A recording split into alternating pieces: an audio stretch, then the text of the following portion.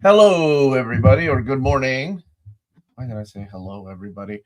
Good morning, everybody. This is Why the is it wrong to say hello, everybody? Hello, everybody. This is the Uncanny. You're fine. I'm fine. I'm fine. How's everybody doing? Welcome to your Saturday live stream. It is Saturday, August the 15th, halfway through the month. Howdy. What? Why are you laughing? Now I think you're trying to wake up.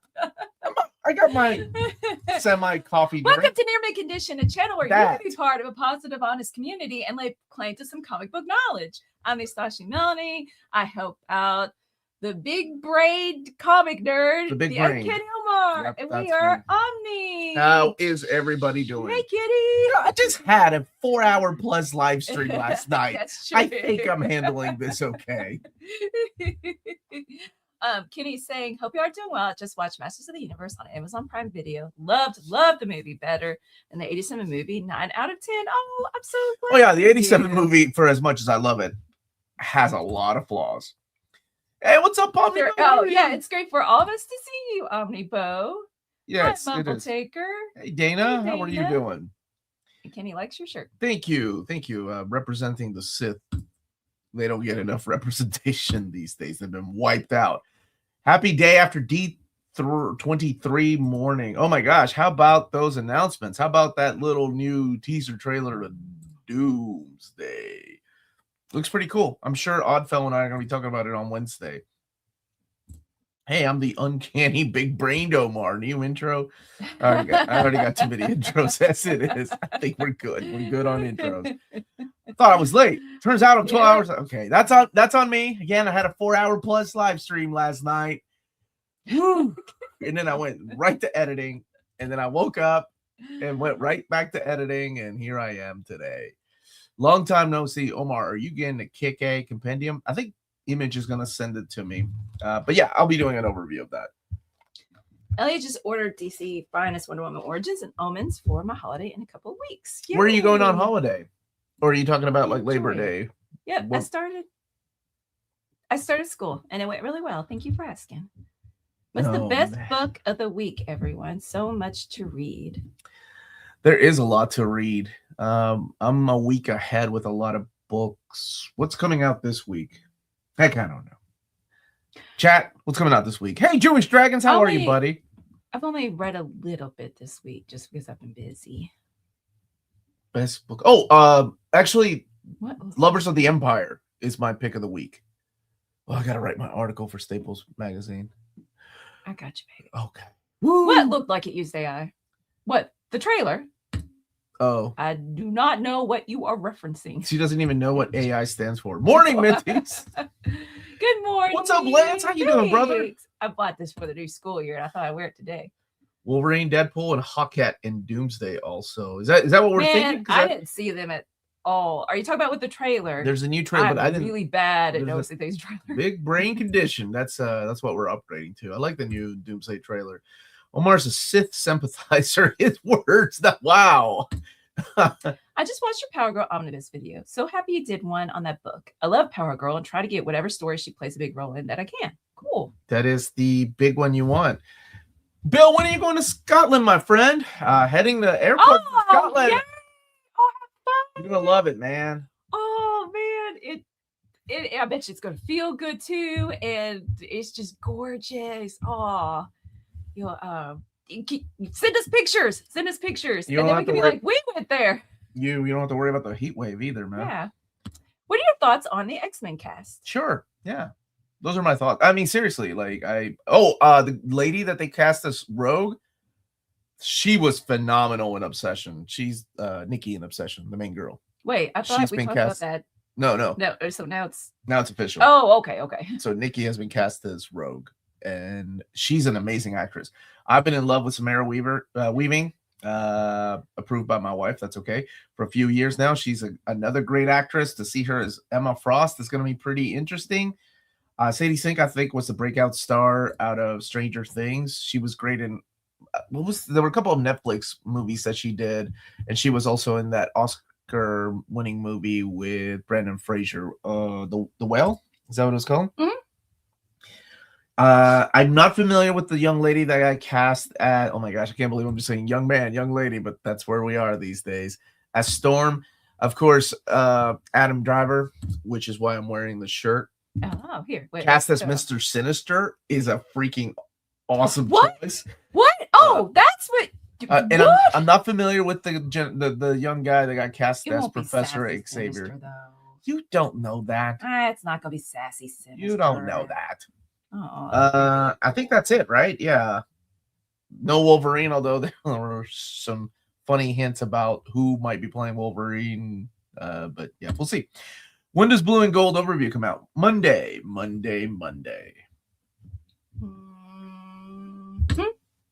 Can you pre-order a ton of DC Finest and some DC Omnis? And it's got the list there. Looking good. And Justin is torn. Do I read Dan Jurgens' Superman Action Comics from the Rebirth era or Tomasi's Superman? Need help. You read both. But, I mean, honestly, if I had to choose one, I would go with Peter Tomasi and Patrick Gleason because that's a one-and-done omnibus. And it's just a really good story and introduces us to Jonathan Kent. Action Comics by Dan Jurgens is a phenomenal story that goes back to the roots of Superman and why Dan Jurgens is just amazing at writing that character. Good morning, Omar T. Thank you for the super chat. Thank you, my friend. Thank you so much. Smash the like button, share the stream, spread the love. I really appreciate that. You get Pingu for that. Pingu. Noot. And my buddy Project Viking is saying much love from Canada. He can't comment because he hasn't rebuilt his channel, he said, but once he does. He will. Does Geiger Volume 2 end on a cliffhanger? Yes, they are building for something big. As well, you probably saw the ending of Geiger 1. There's more hints of that coming. Okay, cool. Yeah, but I don't know if it'll be written that way. Oh, okay, you can do it. That one is dumb. I'm not saying you couldn't. just I like sassy Sinister. Samara Weaver from Bill and Ted Save the Music. I forgot she was in that. I forgot that movie existed. I saw it one time. What I like about the X-Men casting is that most of them are theatrical and broad. Yeah, the young lady that is playing Storm. That's why I'm not familiar because I'm not of the Broadway. I guess. But we're gonna go see a play before New York Comic Con. Yeah, we're done with high school plays, people. We moved on to the high society. I need to get not a monocle. What is that thing? Little tiny. The little binoculars. Yeah. Walk around with a top hat like the Monopoly man. Can you convince Tomasi Gleason to do a Wonder Woman Trinity book to round out the DC Parents trilogy of sorts? Unfortunately, well, Patrick Gleason has a contract with Marvel. I'm not sure what he's working on, but Peter Tomasi is Ghost Machine. Like he's done with working for the big two. It's not that he can't go back. He totally could go back, but right now he wants to focus on his own creator stuff. How does Spirit's gonna go to their first cons? Oh, that's awesome, dude. Where is that? Versacon. Where? Or maybe VerseCon? VerseCon, yeah. Reading the Brainiac Omnibus, it is awesome. Can't wait to start the Triangle era. Oh, it gets better. It gets better than the Brainiac Omni. And that Brainiac Omnibus is great. It's got some great stories. The Midnight Universe, I'm all here for it. You know, it's different. But I'm also a fan of alternate realities, like the Ultimate Universe, obviously the Absolute Universe nowadays. But yeah, absolutely, dude. I'm looking forward to it. I think they have Jonathan Hickman, Benjamin Percy, and Philip Kennedy Johnson, the top three creators at Marvel right now. I'm surprised they didn't get Ryan North. But who knows? Maybe he'll be writing something, or Chip Zdarsky. Or also, they're probably too busy. They are called opera glasses. Mm-hmm. Yeah, that's what I need. Opera glasses. And I'm just going to walk around with them because I'm sure they're expensive. Yes. We both read Descender. I love Descender and Ascender. He likes it more than me. I sure do. I want to like it. Huge fan of Dustin Wynn's artwork as well. Guy's phenomenal. So, yeah, he likes it. For both of you, what comic series would you like to get animated? And people in the chat can answer. Runaways. Oh, I want to beat you so to much fun. Yeah, no, my answer is it's already going to be animated. That's what I'm looking forward to. Which one? It's Mr. Miracle. Oh my gosh. Okay. Oh my gosh, I do. Okay, Mr. Miracle. Yeah, Mr. Miracle. Okay. It is going to get animated.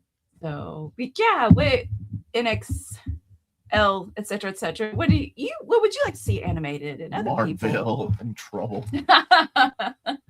Oh, and yes, Matt Kent is a really good writer. Yeah, he's great. And I think I've liked everything he's written. A little off the wall. I love his spy books too, man. shout out for Megalith, his new series at Bad Idea, right? Yeah, Bad Idea. Mm-hmm. Good morning, happy Saturday. Would you recommend Peter? Is it Alan? Okay, I was. Peter and Alan David, Supergirl Omni. Yes, he would. I've never read Supergirl, but adore Triangulator Superman. Should have picked it up. It's his favorite Supergirl. Yeah, but also keep in mind, it's not the Supergirl that you're reading about in Woman of Tomorrow. It's not the Supergirl that's in the New 52 or Rebirth era or current day. It is the Matrix Supergirl. So it reads more like a Vertigo book because it is two souls living in one body. It's so good. Ooh, mystery. I do like mystery. Windpool, that would be fun. Strange Academy. Yeah, that would be a good one. Ooh, Lanterns. Lazarus. Lanterns premieres tomorrow, right? Not new episode, I think. Oh no, don't tell me it's confusing. You mean I want to play it. Wait, is the story confusing? Because it is Kieran Gillen writing the story, and I'm all. Oh, it is. Yeah. Oh, sweet. Oh, animated Beneath the Trees. Yeah. Y'all are dark. Bomb Queen. Okay. So the person asked the question with like Radiant Black. That's getting a radio play, right? Like an audio thing. A radio player zone. I mean, that's what he called it, though. Okay. Make fun of your I'm husband. just giving you a hard time. Yes, it's the Supergirl from Death and Return. It's Matrix. So she's a little bit different. And this person's looking forward to reading the Peter David era. It's great. Try it. I wouldn't say jump in and read the Omnibus. I know it's crazy. It is my favorite Supergirl run. But if you want to try the cheaper route, there is the DC Finest. Or you can just try to get one of the older trade paperbacks that I'm pretty sure they're out of print, but they're cheap now because the DC Finest has replaced them.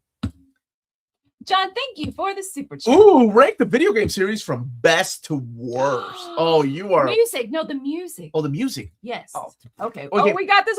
Oh, wait. You said series though. Video game series music. Sure. Okay. Wait. Okay, from best to dude. Okay, these are all good. These are all good. So you put Final Fantasy first? I'm gonna put. I gotta put Final Fantasy first. Okay. Locke's theme, and we used it in our wedding, so I have to put Final Fantasy first. And me because I have 2 Final Fantasy tattoos. I'm gonna say Mega Man. Yeah, Mega Man is second. Wow, good job. All of them are iconic, and our daughters can name the themes like 2 notes in. Okay. Then I'm gonna say Sonic. Sonic Adventure 2 is peak. This is hard. Knuckles rap. Instead of Sonic, I'm gonna go Zelda because then Zelda. It's beautiful. It is. Objectively, it should be Zelda. But okay, what's your fourth?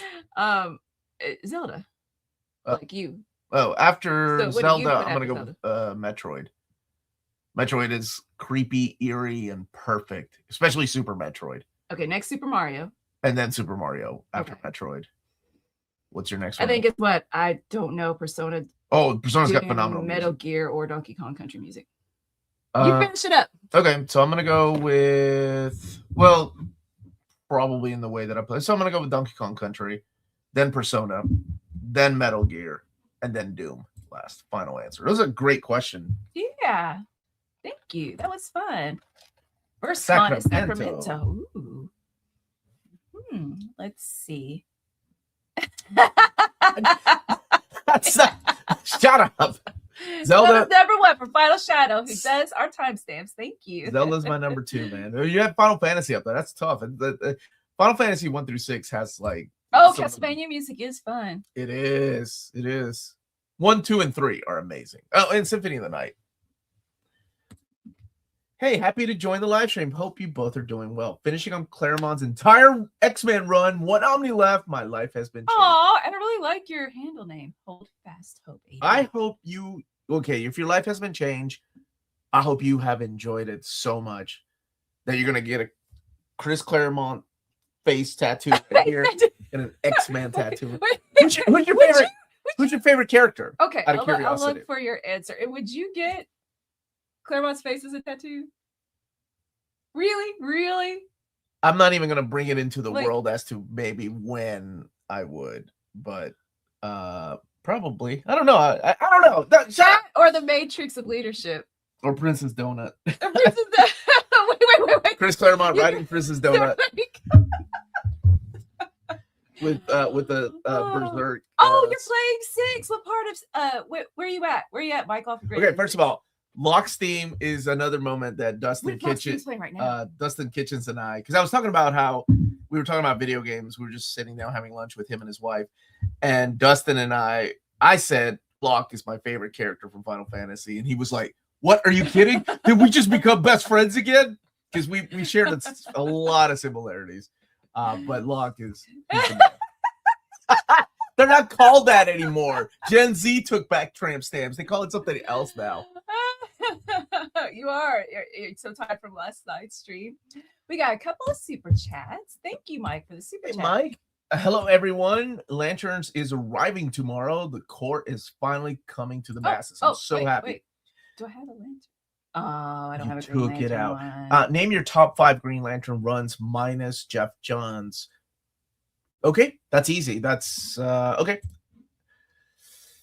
Woo! Here we go. Oh,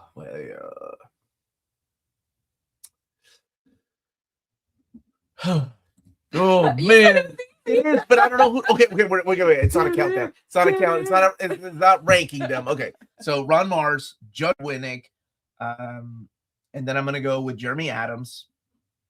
So what is that? 3, and then I'm gonna go with Steve Englehart, and then I'm gonna go.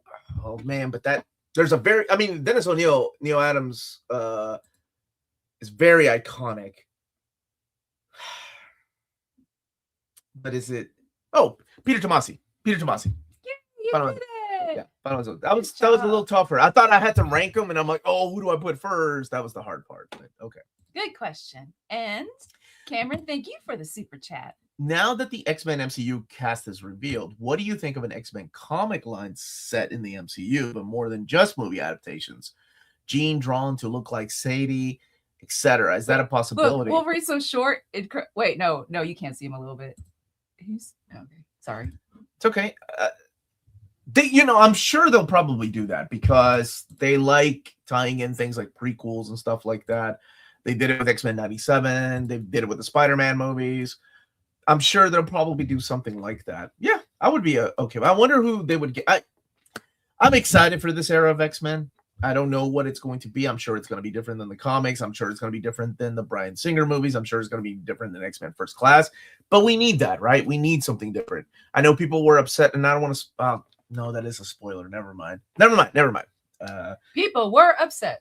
The internet was upset, apparently. There, that's all you have to say. Let's see. So I start some questions and comments about what we were talking about earlier. So Hofast Hope says her favorite character is Rogue. My cat's name is actually Rogue. Oh, what if I have a full back tattoo? Now we're talking. Oh, I'm so glad you're enjoying it. And I'm glad that Rogue. Where did I quit?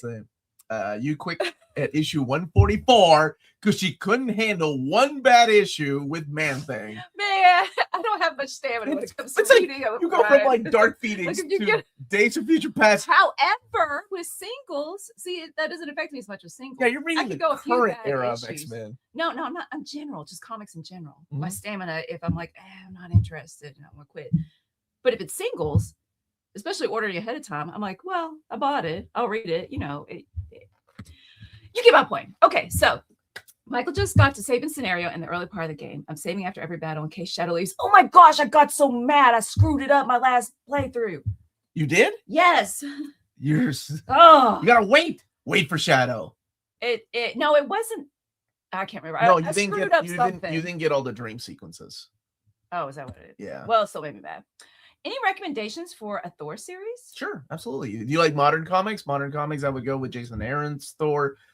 If you like classic stuff, the guy that changed the game for everything Thor was Walter Simonson. It's awesome. If you like reading long, fake Shakespearean type of dialogue, go for the classic Silver Age Thor. Dan Jurgens' Thor is a great run. I'm a big fan of Tom DeFalco's run. A lot of that stuff has been collected in epic format. But the heavy metal modern style of Thor, probably Jason Aaron's run. I mean, it is great. JMS's Thor is awesome too. Plus, you got Kieran Gillen at the end of that omnibus. Yeah, that's a good one. Going back to the tattoo conversation. Alex Ross's Marvel Dimensions. I actually have a early copy of it with the Indiana. Do you want to show actually underneath the cowboy hat if you want to bring those? I'll get it in a minute. John said Omar would get a tattoo of Claremont opening the Matrix. You know who's popping out of the Matrix? Chris Donut. It's a really weird tattoo. I mean, what? Your niece was born 4 days ago and named after a Final Fantasy character. Which one? Which one? I wanted to name my daughter Rydia. Close enough, right? Got Lydia out of it, so I'll take it. I like Lydia. Yeah. Saga or Saga would be good. Animation. Oh yeah, Saga. I feel like that would be better animated as opposed to live action. I think distancing ourselves from the Y the Last Man TV show a little longer may make people forget. Like, I think people have already forgotten that it was a TV show. Really looking forward to Exorcist coming out. Oh, the Exorcist, right? Oh, sorry. With Magic and yeah, Magic's awesome. Magic and Maddie? Is it Magic and the Goblin Queen, I think, in it? Yeah, that's yeah. I'll go get the book and you answer. Okay. Do you have any recommendations for Marvel that has similar themes to DC's Dark Knight's metal and death metal? I'm really curious about the Maker, but I don't know where to start. So the Maker starts in the Ultimate Universe, the original. I know it's confusing, man. I'm sorry. It's in the original Ultimate Universe, and then plays a big part in stories with Jonathan Hickman's Avengers, and then leading into the Secret Wars, and then plays a big part, of course, in this new Secret, new Ultimate Universe. Death metal and metal. Yeah, you can go ahead and open it, baby. Man, what does Marvel have like metal and death metal? Because they're written like almost like a crisis, and Marvel doesn't really have a crisis. So I'm thinking of what heavy metal type of story. Oh, Beta Ray Bill by Daniel Warren Johnson. Just the art alone is very metal and in your face. But like big high stakes, probably Secret Wars 2015. The original Secret Wars is great too. Yo, the first day of school, I found out a kid liked Transformers. And I said, here, borrow Daniel Warren Johnson's Transformers. So we'll ask him next week if he read it. So this is the book that is an original graphic novel published by Abrams Arts. They have a contract with Marvel. They've been doing it for the last few years. I haven't read it yet, but it is an original graphic novel by none other than Alex Ross. Let's not flip too much through it because I don't know what it's even about. But okay, how about the first page? Sure, it's going to be a forward by Alex Ross. But they've done some of the more Eisner Award nominees. So yeah, this is where that's beautiful. Well, it is Alex Ross. He did the Fantastic Four Full Circle. So oh man, yep. So there we go. I will do it smells good too. I think this comes out in September 1st, like the first week of September. So I'll be doing an overview probably the last week of August. And then Marvel did say I could show off those. I was waiting for them to let me know if I could show off the Indiana. You want to now? Yeah. Let's show the Indiana Jones books because I know people are excited about that. Yeah. If you want to see just how big this is, if you give me the Indiana Jones book, I'll show you. Renoa. Why did I say it like that? Renoa. Oh, that's cool. Is that from Final Fantasy VIII? Is that oversized? Yeah. Yeah. That's why I said if you get the Indiana Jones book, I'll do a size comparison. So these are standard size hardcovers. These are the Indiana Jones books. Marvel said I could show them off. They come with they come with an obi, which is very popular in Japan. It's one of those little small dust jackets that wraps around. What is called a belly band. That's what we call it in America. But if you want to see just how big this is, this is it compared to the size of a standard size hardcover. So it is taller than that. Oh, you opened it up, yeah. Yeah, I said, do you want me to open it up? You're like, yeah. Yeah, this is new imprint. Yeah, it looks nice. You know, it's got the faux leather look to it. And it's got embossing right here, Indiana Jones, the Further Adventures, the belly band, or obi as I call them. You can take it off or keep it on, the totem. And then, of course, the actual comics in here. Man, right away. Oh, Oh, restoration looks pretty solid. Next year. Next year, polls starting again. Yeah, next usually February is when we kick them off. If you're wondering about the polls, so looks like the art has been restored. Looks pretty, but this is the original Marvel comics. They have been released in the Dark Horse did omnibus editions of these, but they're smaller than this. They're the softcover trade paperbacks. These were voted, and it does come with a bookmark ribbon.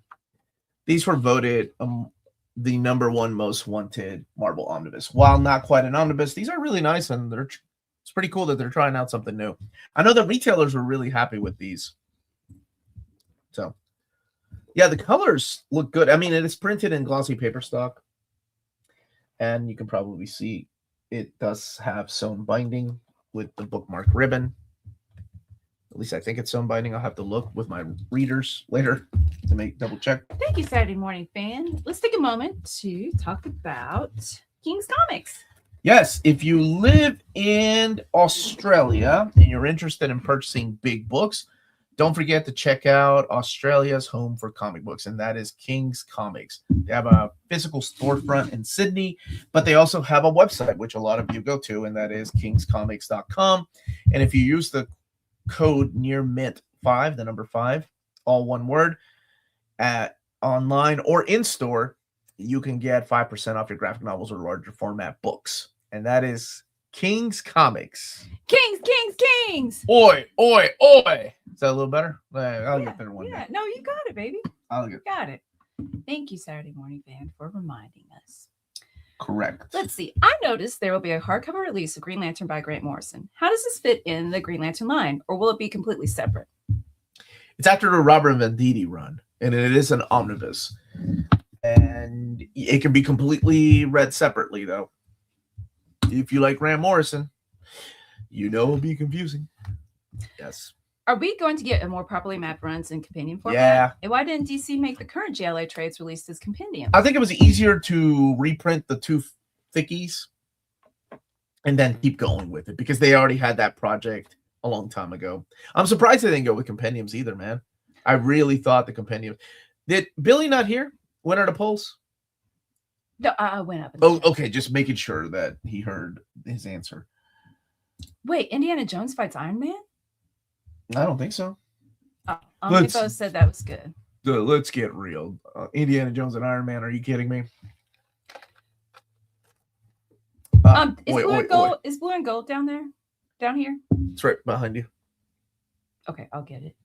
Waiting for the day Omar partners up with our comic book store here in Canada. What's your comic book store? We do have somebody in Canada. We have BD Cosmos, but they're great. What's your comic store?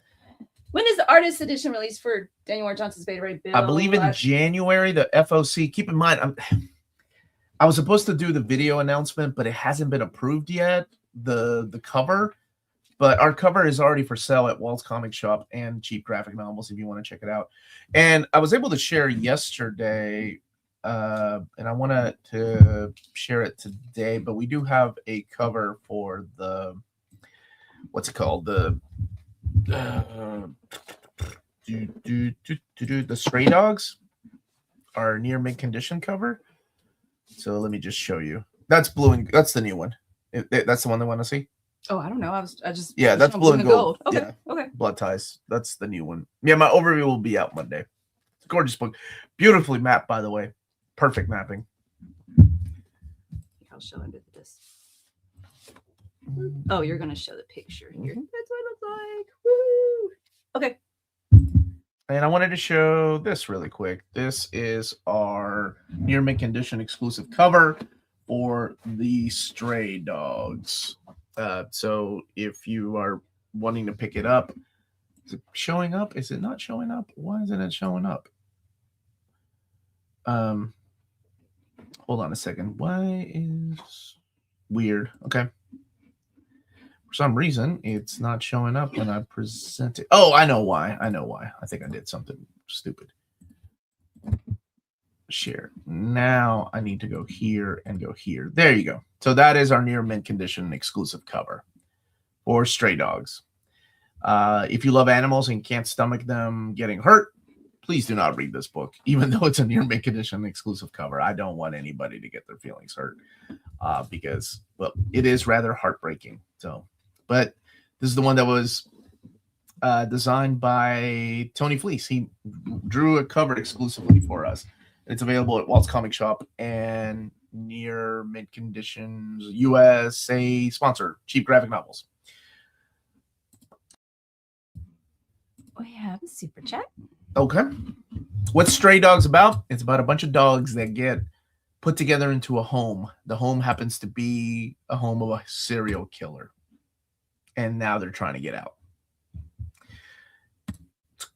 Omar, please show the spine of the Wonder Woman George Perez Omnibus 2 reprint. It is. Is it on the shelf? No, it's in that stack of books over there, baby. Okay, I'll the get big it. stack. Thank you for the super chat. And oh no, that perfect Dark Fourth World. Your picture is a spoiler according to Dom. Censored it. No. It's not just according to Dom. It's just, people get upset on the internet, man. Like, let me make sure that I got. Okay, yeah, that was the super. Here, I'll get.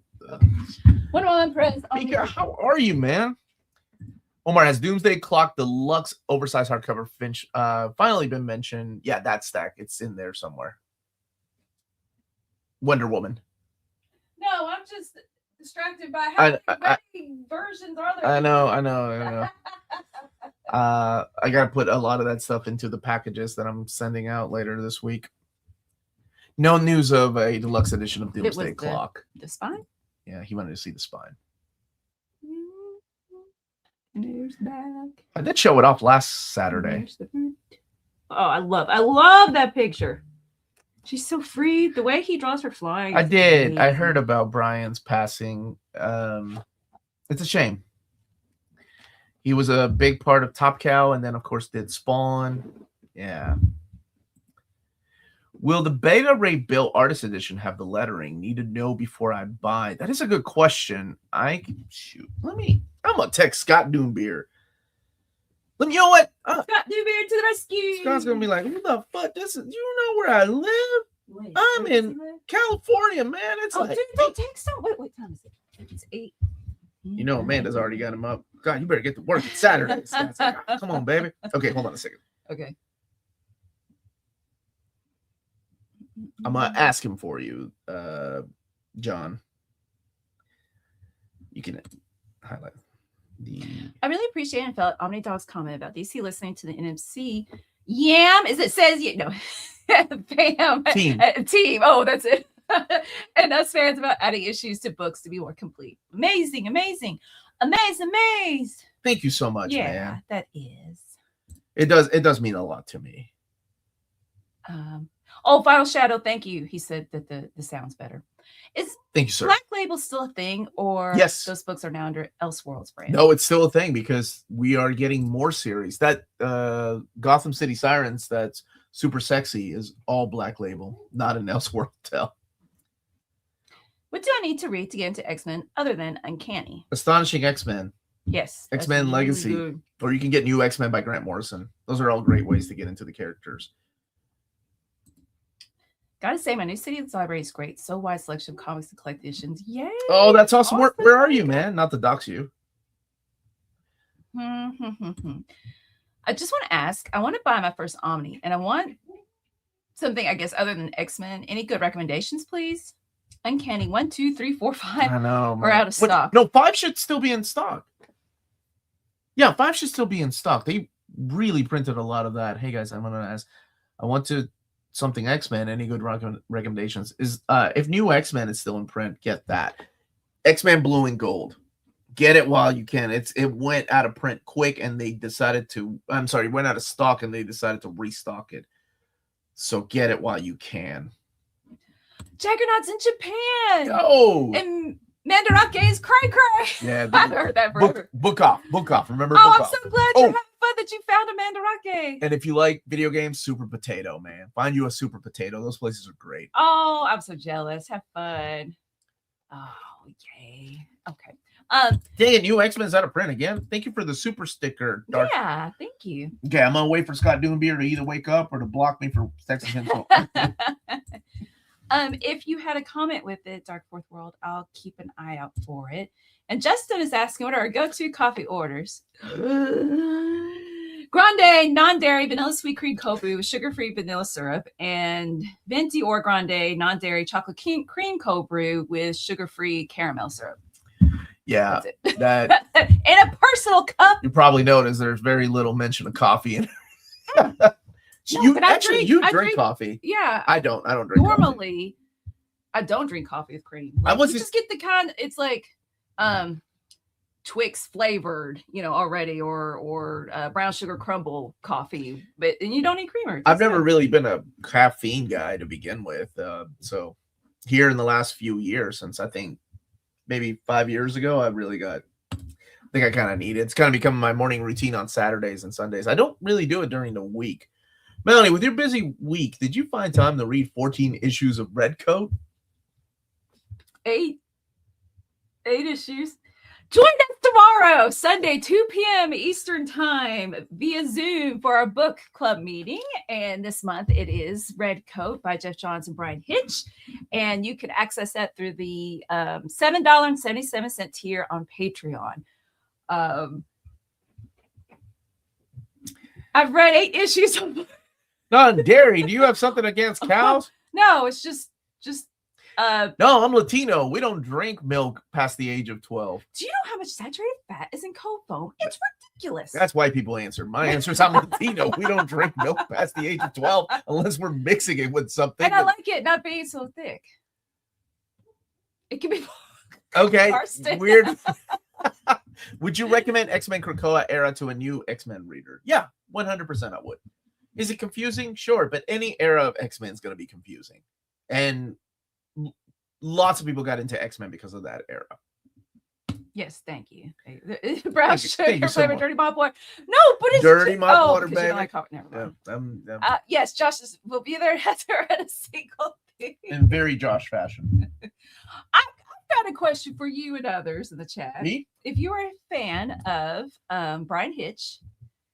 Oh, okay. Hey, Omar, nice to hear from you. No, just the art. Lettering was added digitally. So John asking about the Beta Ray Bill.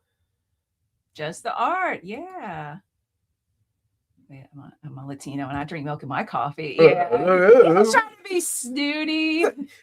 There's nothing snooty about saying yes, and he eats Dairy Queen. I don't understand why you just have to throw that extra stuff in there. Ain't nobody asking that. And I love Tres Leches. But I did say we don't drink just milk. We add it to things.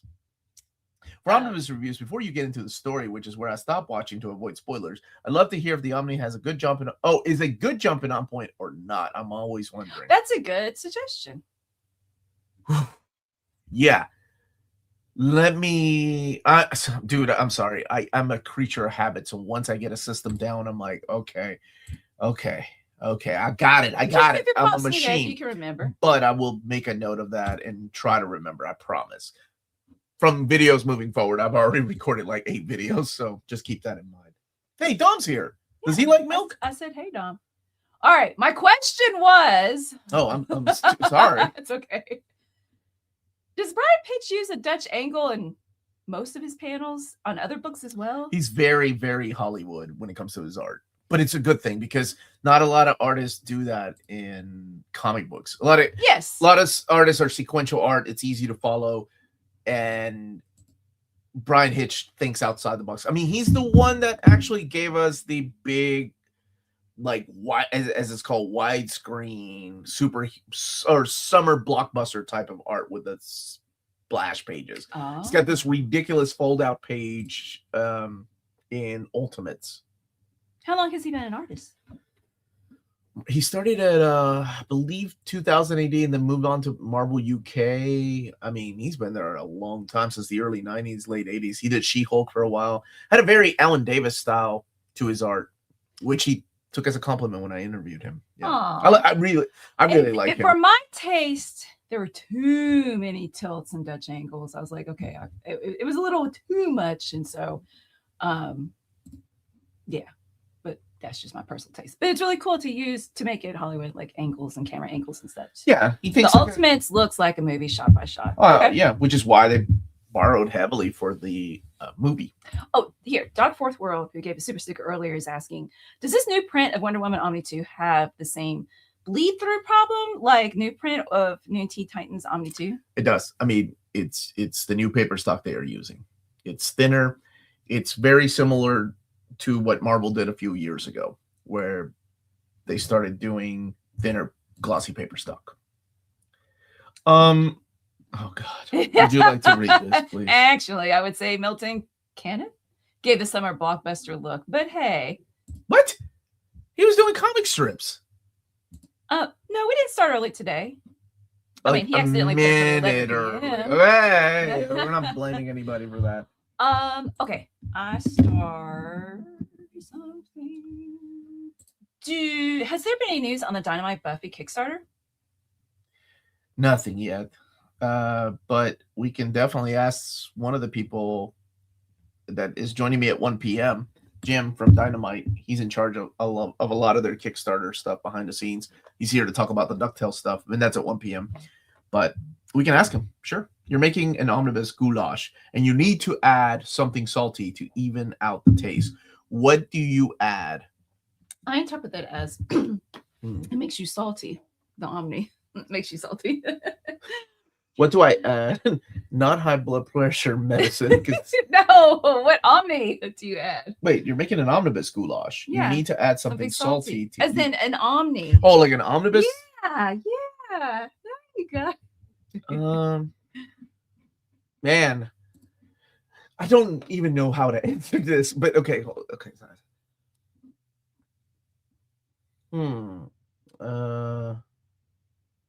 An omnibus goulash. You need to add something salty. Rahul, yes, the interview is at 1 p.m. right after the. Yeah, it's going to be part of the live stream, by the way. I'm not. Or it's just part of it. Oh, yeah, I'm not ending the live stream. What about some? How do you say it? Dakin? Because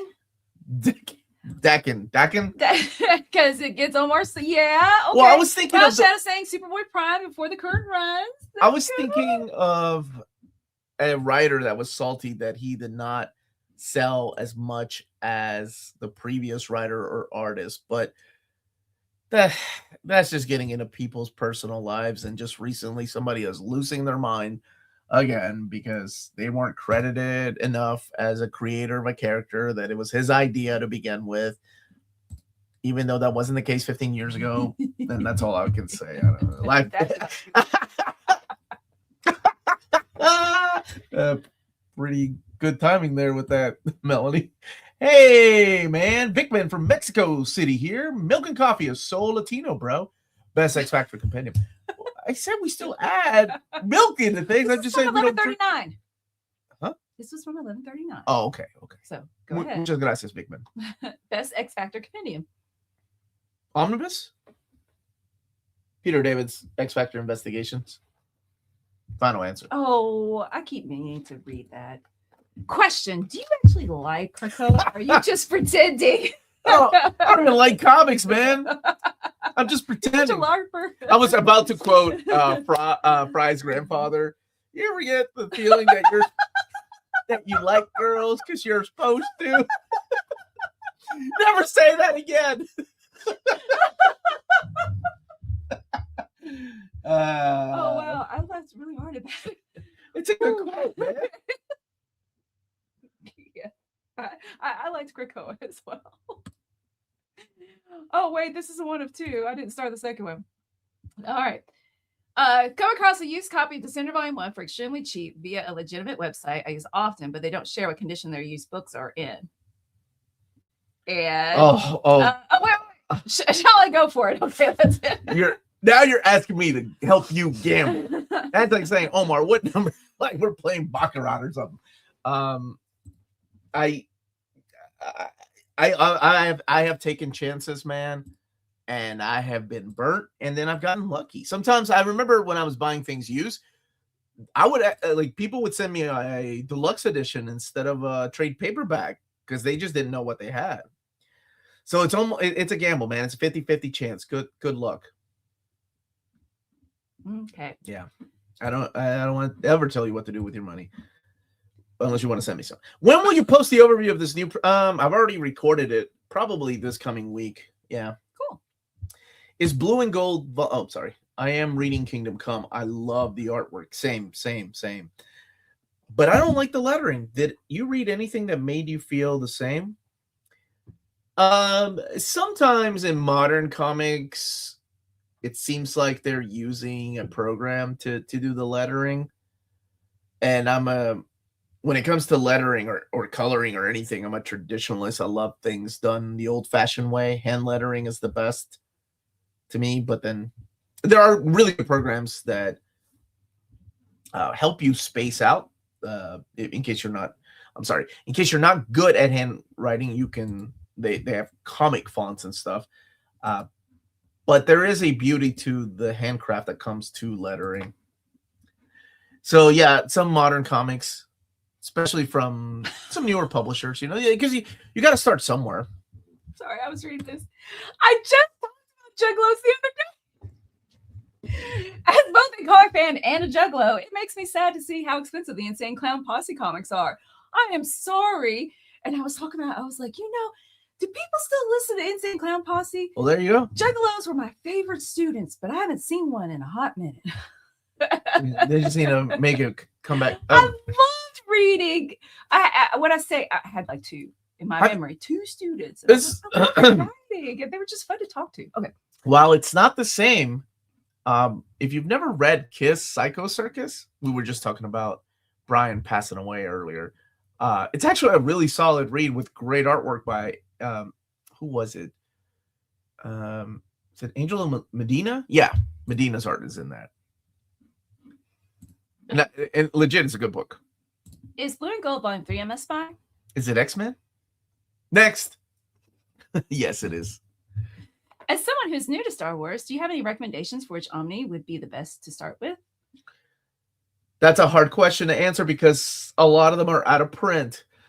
But if, say, we live in a world where things are coming back to print and all the time, Star Wars by Jason Aaron or Darth Vader by Kieran Gillen are great places to start. You can also go with Old Republic, which is my favorite. That one is still in print, actually. Old Republic, Omnibus Volume 1. They just reprinted it.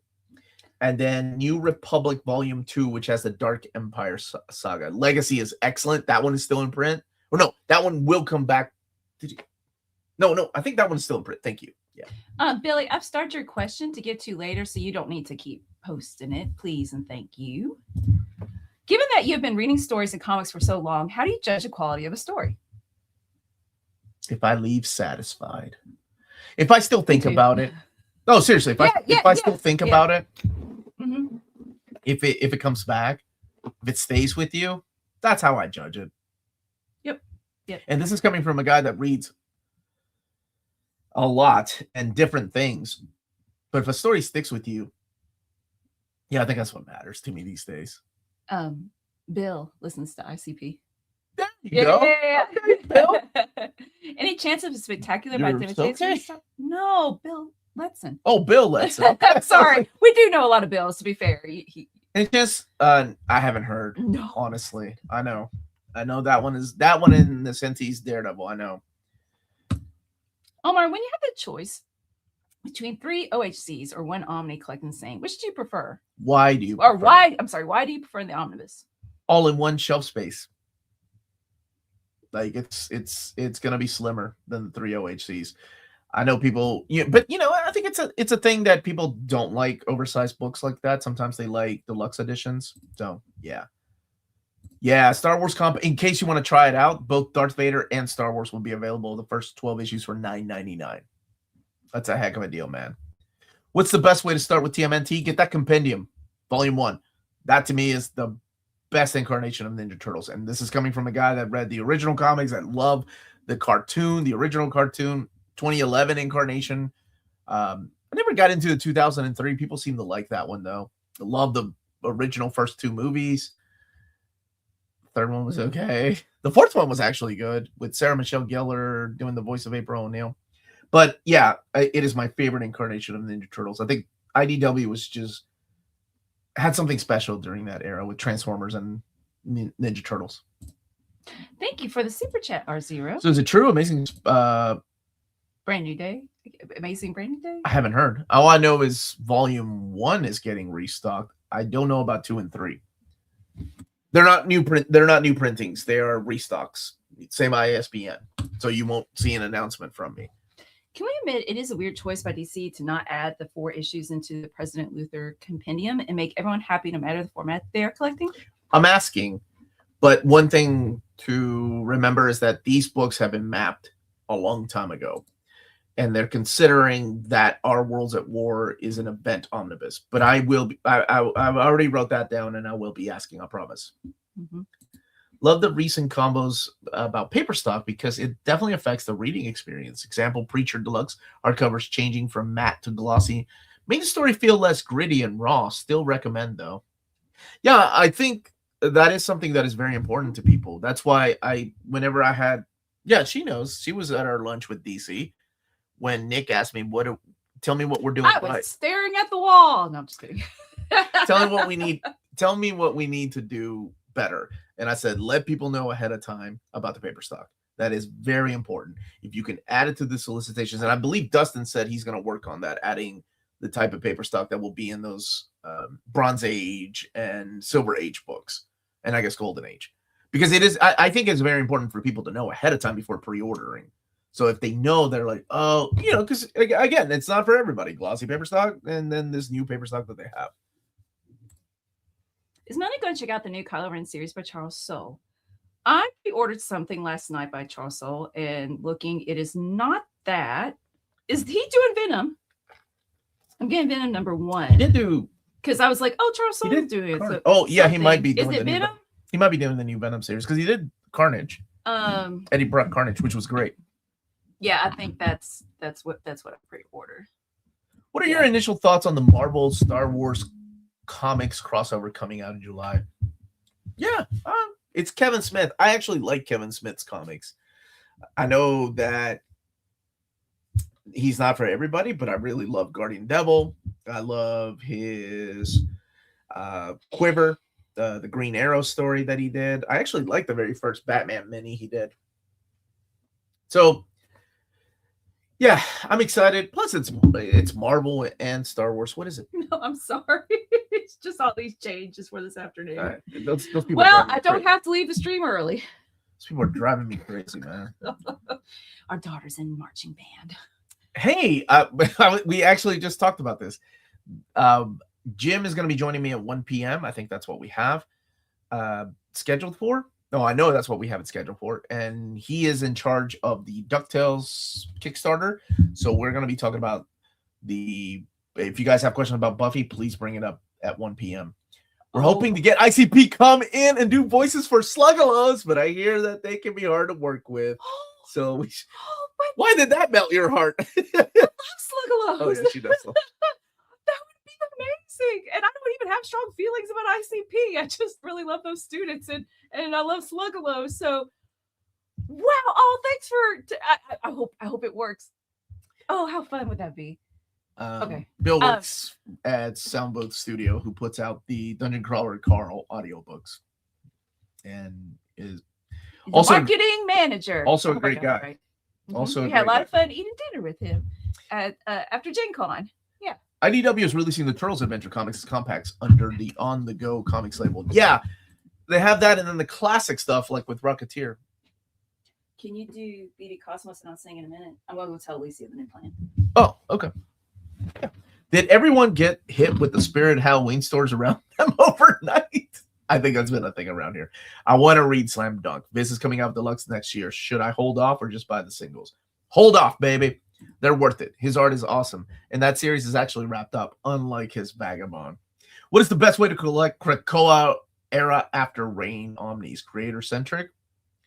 Well, if they keep selling, they're going to keep making them. So wait for that Trial of X, Destiny of X, Fall of X. Friendly reminder that TDKR1WI, the Dark Knight Returns #1 WIP edition. Oh my goodness, what is WIP? because the FOC is this Monday. Is the new run for Ultimate Spider-Man good? It is. I thought it started off really strong. It's the Spider-Man that people wanted to see. And it's Hickman doing an ongoing series, so people were really excited. But this is just my take. As you read it, when you get to about issue 14, it's like, oh, maybe this is why Hickman doesn't like to do monthly series anymore, why he just likes to do big event things. The weirder one is missing Animal Man issues from the Omni. They've already they told me why, and it makes perfect sense. I'm not allowed to say why, unfortunately. But do know that they are aware that those issues are missing, and that perhaps in the future we'll see some other things. I swear, if DC reprints Doom Patrol Silver Age Omnibus, I shall be double dipping. I ordered Tom King's Batman Omnibus Volume 2 just because I didn't like the paper in the OHCs. You're talking about that's a different paper stock than the Omnibus. That's the paper stock that is it's like a satin type of paper stock. Not quite glossy, not quite newsprint. Good morning, Omar and Melanie. How are you, Major Hellraiser? How does the paper age in the 20 and 60 years? Will pages not brown? I'm flattered that you think I'm going to be around in 60 years. That's beautiful. That would make me 108 years old. I have no idea, man. I mean, they've done a lot of research, more than I know about paper. That is a paper expert question. Actually, Curtis talked about this on our live stream a few months ago when we were talking about the paper stock, because a lot of people are like, oh, it's cheaper. And he kind of laid it out. He was like, actually, it's not cheaper. It is more expensive to print in that type of paper stock to make it look like the old stuff. Taschen, I think, did the most amount of research when it came to these things, because if you look at their paper stock, it feels like newsprint, but it's thick and it's too modern to be newsprint. But this is something that DC took into consideration when doing these period appropriate paper stocks. The reason we brought that up was because he mentioned, he was like, look at your X Factor Omnibus Volume 1, I think. He's like, the paper stock is yellowing already. And I was like, no, it's not, dude. I looked and I pulled it out. I'm like, holy crap, you're right. It is yellowing. So even glossy paper stock wasn't safe. So here's hoping, though. But thank you for thinking I'm going to be around in 60 years. That would be wonderful and also scary. What would I be like? Just a head? Did you talk about BD Cosmos? No, I'm sorry. I hope Power Girl Omnibus and Birds of Prey Omnibus Volumes 1 and 2 stay in stock for a while. I need to make budget for these Omnis. Any plan for a Grant Morrison interview? Melanie, who are the two people that intimidate? Grant Morrison, Alan Moore. That's right. But I would love to interview them. Seriously. I would love, in a heartbeat, I'd interview them. Now, if you're interested in purchasing any of the big books we've talked about, check out BD Cosmos. If you live in Canada, they're our sponsor from Montreal, Quebec, where they have a physical storefront, and their website is bdcosmos.com. 25% off your order of 99 Canadian dollars or more, free shipping everywhere in Canada for every order of 250 Canadian dollars. And if you let them know Near Mint Condition sent you their way by emailing them, you will be entered into their monthly $25 gift card raffle. Entries are valid for new and returning customers, and that's BD Cosmos, with rewards and raffles taking care of customers in Canada. Hey, pew, pew, pew. Go, Walt. Otherwise, we're going to forget. I'm good right now. I'm not going to do them back to back, baby. I love you. It's fine. I plan to live in 2099 just so you can see Doom take over. Newsprint no longer exists. That is the other thing, too. They were full of acid, hence the yellowing. Are you going to be making announcements to your 90, Omar? 90. Maybe by that point, I would hand the baton to Dom. I'm here, 108-year-old Max Headroom style Omar, talking about back in my day, we used to have physical books. Physical. That was a good voice. That's my old man voice. It's the one from Eddie Murphy and Arsenio Hall in Coming to America. What is that, Velvet? That guy. Oh, is that what John was asking about the man? Is this? Oh heck! Is it? What is this? Oh yeah! Oh, the Cola shirt, and it's purple. Oh, that's awesome. This is John, right? Isn't it you, John? Did you say you were going to send him one? It should be a note in there. This came from Amazon. Yeah. So. Desde 1935. Muchas gracias, Juan. Well, I gotta properly thank him. Thank you. Oh, yes, it was. Oh, that's so sweet. Thank you, dude. That's Seriously. so awesome. Yeah, wear it next Saturday. I'll wear it next Saturday just for John. Whoops. To answer your question earlier, our comic book store here in Canada is called Gotham. Ooh, cool name. Gotham Central Comics and Collectibles. Where in Canada are you located, Richie? Incas drink. Yes. They used to chew on the cacao leaf, remember? They were way ahead of their time. Maybe we'll have Futurama head and jarred. That's why I was making that. Mm-hmm. Coming to America, one of the greatest films ever. Yes, it was, my dude. Yes, it was. I love that movie. Coming to America too, not so much. Oh, so you're in Toronto. I love that city, dude. I love that city. I want to go back and visit. Maybe next year. Oh, he answered this earlier that you didn't have any news. I don't have any news yet, but at 1 p.m. somebody from Dynamite is joining me. Oh, we can definitely ask. And thank you for the super chat. Honestly, DC has a tendency to print things for a long time and keep it in print, especially new books. I haven't seen a new book from DC go out of print in a while. Of course, I'm knocking on wood. Now they're releasing like 4 Omnis a week sometimes. I'm the guy that asked about his first Omni, the ones available at Waltz. I'm interested in our Mutant Massacre, Prelude to the Mutant Massacre, Fatal Attractions, and Fall of the Mutants. What do you think? I think those are great stories. My favorite crossover event is Fall of the Mutants. Mutant Massacre is the one that started it. And hey, if you're going to get Mutant Massacre, you might as well get the Prelude. Those are great choices, dude. Fatal Attractions is excellent, but I'm pretty sure that will be reprinted as a blue and gold. No, I'm not sure. I'm sure it's going to be reprinted as a blue and gold volume 2. Remember Charlie's friend, the Juggalo? Oh, yeah. Wasn't that Stingray from, what's it called? I don't know. I think it's the guy that he was up for an Oscar, too. Do you think we'll ever see Mark Waid's Kazar in hardcover? Never hear anyone talk about his run. I know. Maybe in trade paperback first. You guys, that interview with Machete? He was cool. Nice guy, man. Nice guy. I was sitting behind the camera, and we make eye contact. He just starts talking to me, and I'm like, oh my gosh. Hey, Trejo, look at me in the eye and talking to me. And then he was like, you get the picture too. I'm like, okay. Yeah, he was really sweet on you. I'm the one that's like getting emotional about him. No, you're the one that made me emotional though, because you teared up, I teared up. Oh yeah. He was sweet. He was a really nice guy. Let's see. Has any Kazar been reprinted? There's an omnibus of Kazar from the 80s, and then the Marvel Masterworks from the classic Kazar. To someone who's never read X-Men, would you recommend the new blue and gold album? Not Blood Ties, but definitely Mutant Genesis. It's on there. Yeah, Mutant Genesis. Yes. Oh yeah, we did. We reviewed it on Wednesday with Crisis and One Wheelchair X and Oddfell. And everybody cosplays it too. It was awesome. Nobody told me they were coming in cosplay. Oh my gosh, if you haven't seen Crisis cosplay as Rogue. Wait, that was a wig, right? Yeah.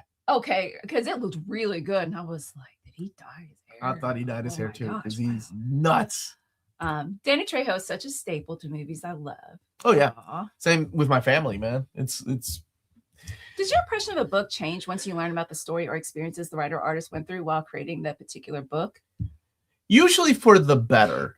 That's exactly what I was not like if the so but keep in mind, I'm of a different generation. I'm Gen X, born in the 70s, raised in the 80s and the 90s. When a writer and artist happens to be like a crappy person, it does not affect the way I feel about that book or movie or whatever, because to me that has been put in the zeitgeist of my world. It's like it belongs to me now. When a writer and artist like tells a story of like, this is the inspiration for so and so, and this is why people might like the book. This is inspired by a real person in my life, or my mom, my dad. I think that adds more respect and love that I already had for the movie, or like I said, the comic. So yes, it does change. Like a lot of the impression changes over time. Like seriously, Paul Jenkins' run, I've stated this before, on Hellblazer is my least favorite run on Hellblazer. But I've always followed that up with, but it is a really good book. It's a really good story. And that's how good Hellblazer is. And that's how good the Hellblazer writers were. But because of his story behind the stories in the omnibus, when he's sharing how much of himself, how much of his life he put into it, man, that just elevated that omnibus to another level. Seriously. I have to like now rethink, like, ooh, maybe I liked it more than the Ellis run. Maybe I liked it more than the Azzarello stuff. But Azzarello stuff is really good too. R0, thank you for the super chat. Panelbound had all 3 volumes of No Man's Land, including Road, in a set and ordered it. You recommend? I've been meaning to read after finishing Nightfall. Oh, yeah. No Man's Land is excellent. First appearance of Cassandra Cain.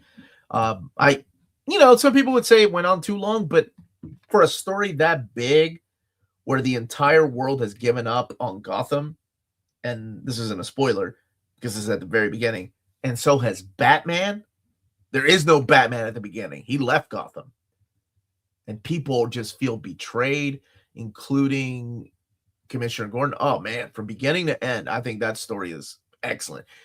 When you have a story that big, though, keep in mind, there are some ups and downs, of course. Ups and downs. James O'Barr's life being told through The Crow is one of those moments that made the book stand out even more for me. And because The Crow's really important to you. And because of that, like, if you watch the behind the scenes, I think, and I'm sure Bill has, of The Crow, it really hit him when Brandon Lee died. Like, it hit him hard. And you can almost see that in later Crow stories. Rahul's here. Yeah. My man, Omar Melanie. Have you read Copperhead by Image? I have.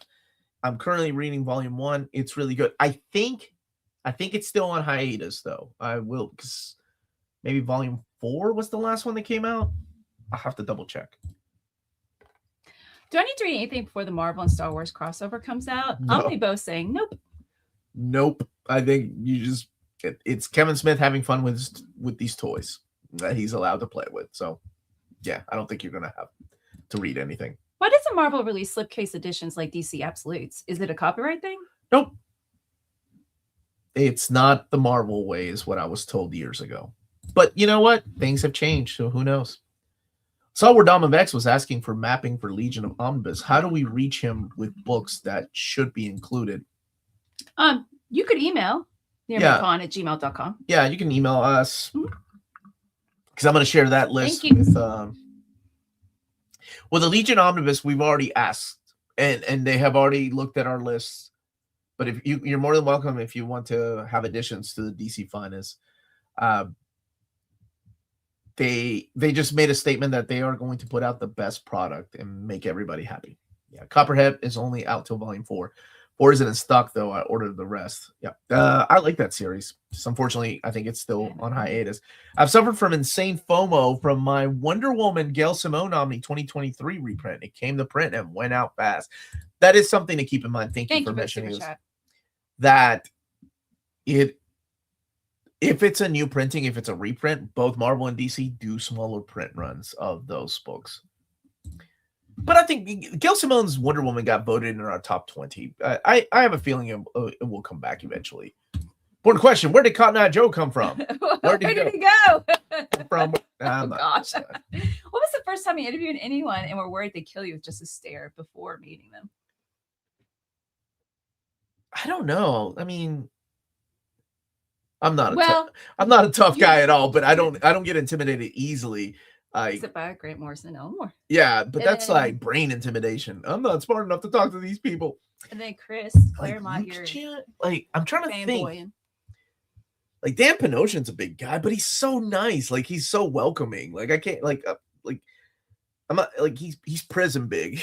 He's been working out. Jason Aaron, not intimidating, but he looks intimidating. And violent stories, sweet guy. Sweet guy. Yeah. I'm trying to think.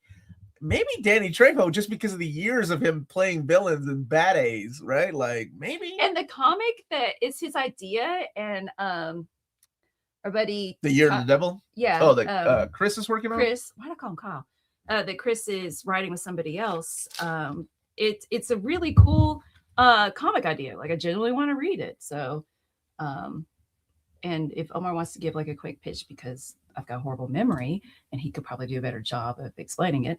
That Inca Cola shirt got me wondering, have any comic creators come from Peru? I'm trying to think of some that have. There's an artist, that Chip Zdarsky worked with.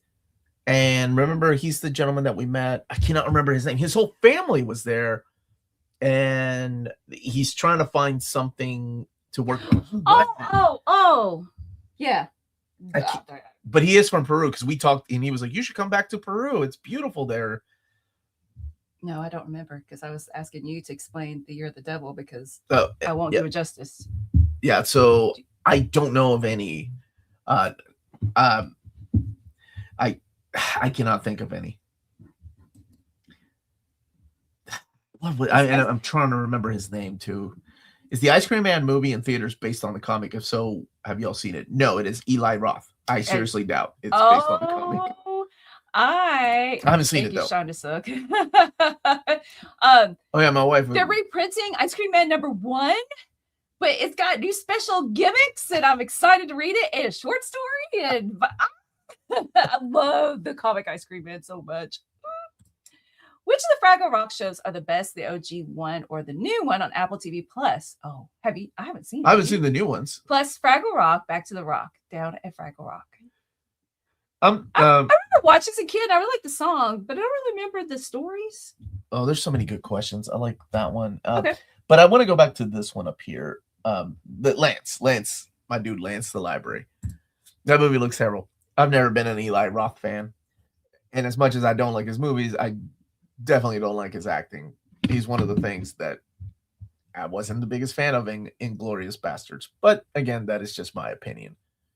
I would like to know if there will be a reprint of the Peanut collection. The reason I'm asking is because my dad passed away last month, and he used to read them to me when I was 5 years old. First, Juan, I'm going to say I'm so sorry for your loss, man. Not just me, but a lot of people in the chat right now have lost parents, and it's never easy, my brother, especially when you have a beautiful memory like that. They do plan on keeping them in print. If you're looking for the box sets, those hardly come back to print, but they are starting to reprint them again. They don't announce them. They just kind of put them out there. So keep an eye out, man. Especially if you're looking for the box sets. If you're just looking for the hardcovers, they do come out with them often and reprint them.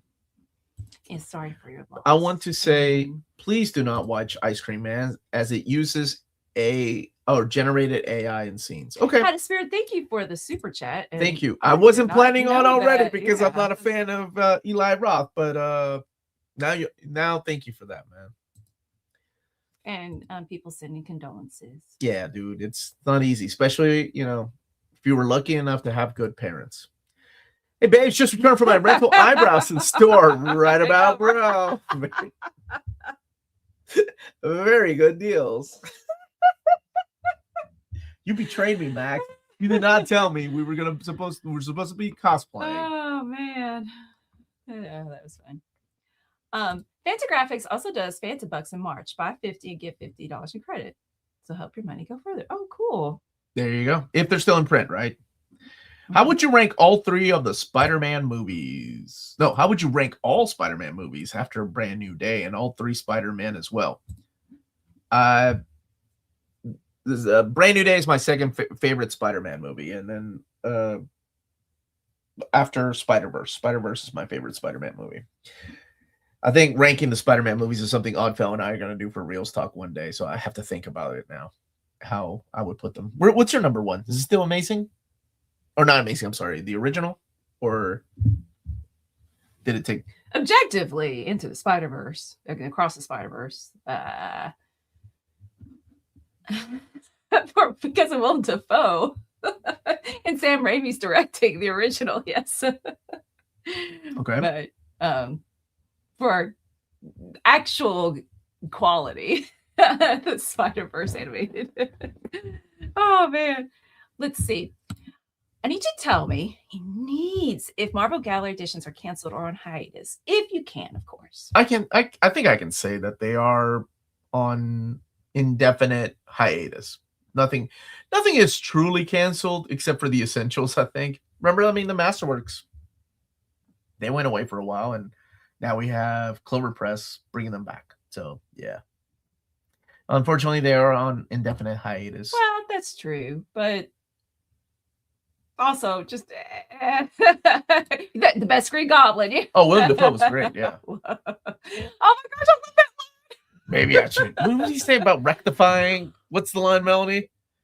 I need to rectify certain inequity. That's it. Like, you can rectify mine. Stop it! Any day. Saturday morning, family-friendly channel. You stayed at the top of the stairs, the robe. Hot. I was tricked to go see Ice Cream Man.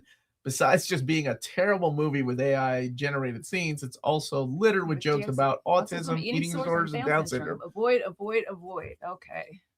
Oh, Eli Roth. Oh, man. How did those... What did he do? Who's Eli Roth? I don't even know. He's the director. He's the... He did a... What were those movies? They were torture movies. Not Saw. They weren't good. But he also did... He was the bear in... The Jew bear in Inglourious Bastards. The guy with the baseball. Oh, yeah. Okay. Brand new day, secondhand day, thrift day. What's more likely at this point? A Man of Steel Volume 4 Deluxe reprint or Man of Steel Omnibus? They don't really reprint those standard size. Remember, it was standard size, not deluxe. I would say at this point, Man of Steel Omnibus. I mean, look what they've given us the first half of 2027.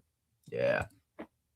What are your thoughts on Uncanny by Gillen? Can I pick it up without reading anything prior, or is there any must-reads before picking it up?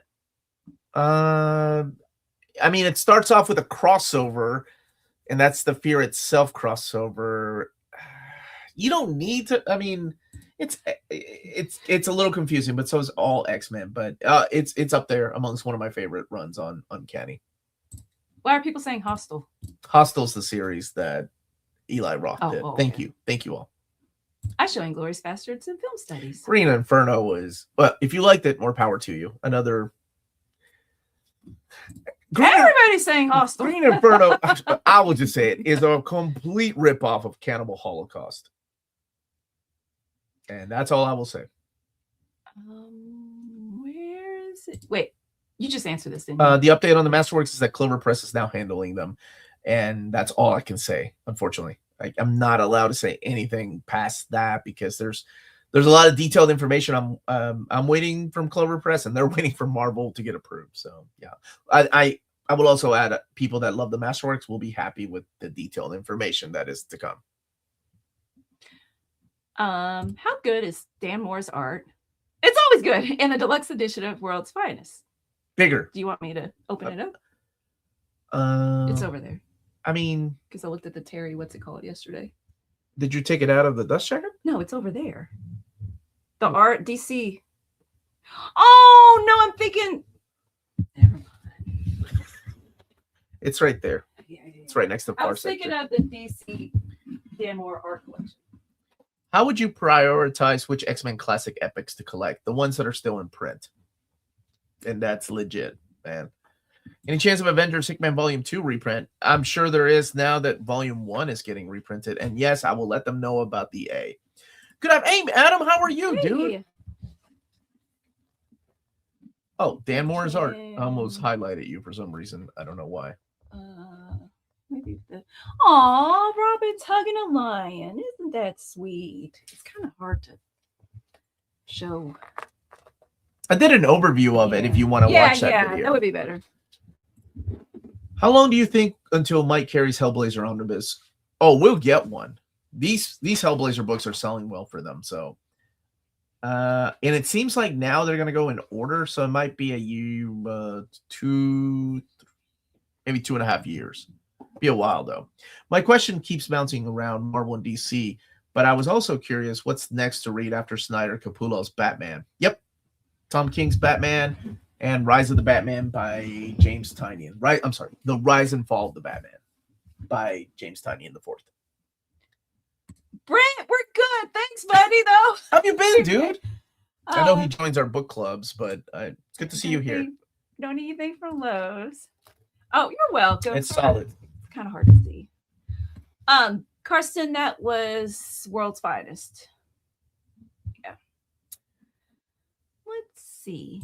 What are my favorite smaller facts comic book history is that Gene Simmons' son made a comic that pretty much plagiarized Bleach, sometimes panel per panel. Oh my gosh. I was thinking about Bleach yesterday because I have an Eisen keychain and I want to rewatch it. Gene Simmons from Kiss? His son, what was the comic called? Do you remember? Yeah, what was the comic book called? Walt's Comic Shop. It was called Walt's Comic Shop. Speaking of big books, if you're interested in big books and live in the EU, check out waltzcomicshop.com, located in Berlin, Germany. Flat shipping rates of 12 euros for all EU countries, and all emails answered within 24 hours. They also offer a superb selection of new and out-of-print books. Head over to waltzcomicshop.com for more great deals and rare titles.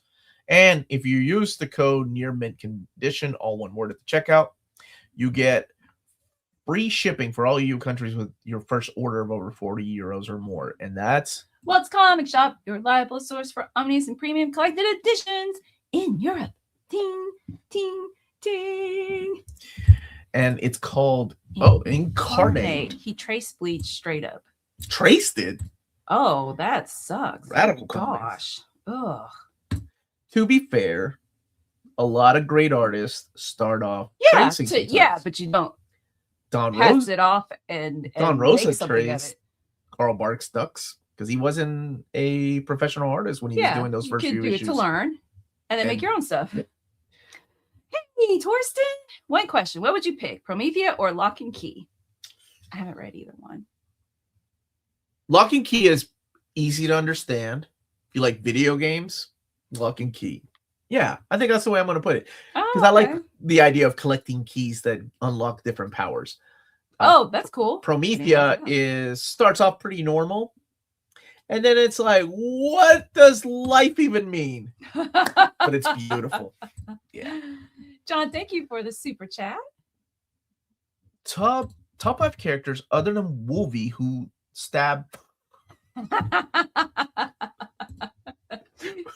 Okay.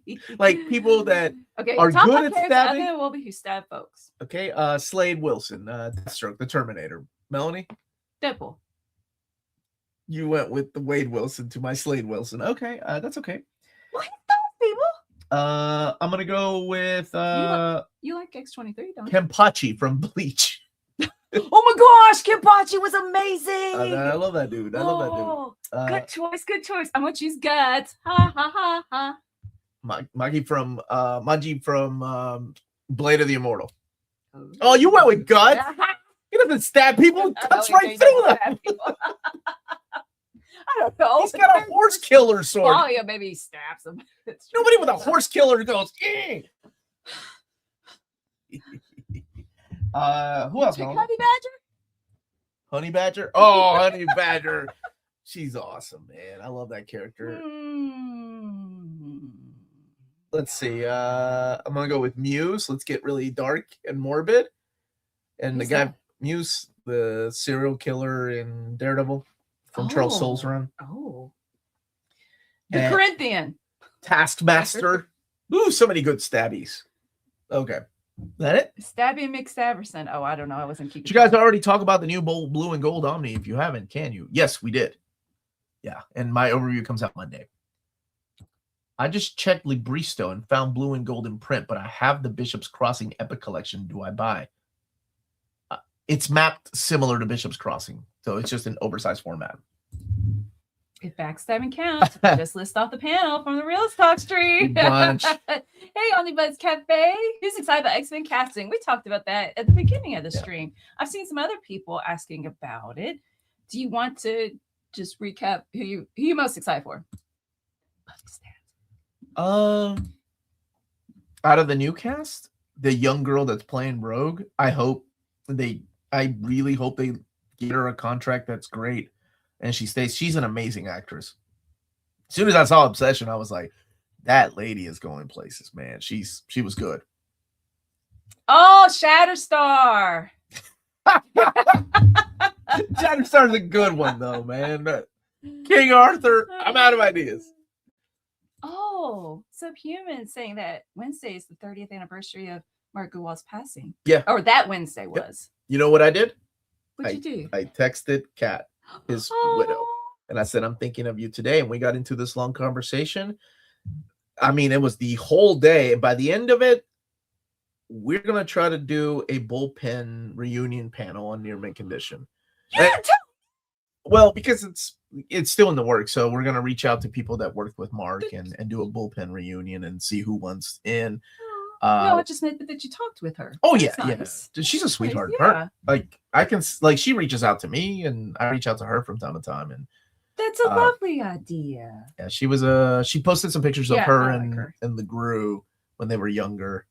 Yeah, it's beautiful. Yeah, 30 years, right? You know what's really strange is that Mike Wieringo passed away the same day. Not 30 years ago, but the same day, I think. Oh my gosh, has it been 15 years now? And who else? There was another comic book creator that passed away the same day. It's really a weird coincidence. I mean, I cannot remember who it was, but I was just thinking about that the other day. Yeah. Hey, Omar, who's the most undervalued character in comics of both DC and Marvel? For me, it is Commissioner Jim Gordon. Without him, Batman, along with Alfred, would not be the hero he is today. That's a good answer, Kenny. Yeah, who's underappreciated? Bob, the Hydra agent. Oh, I love Bob. That's a good answer. He really makes Deadpool shine. I'll have to come back to that. And people in the chat, what are your suggestions? Who's an undervalued character? The Uncanny Omar. Max's dog's in this week. You want to get some reading done. Any omnis or manifestos you recommend? Eternally Yours, Max. Okay. Or manifestos? No, but how?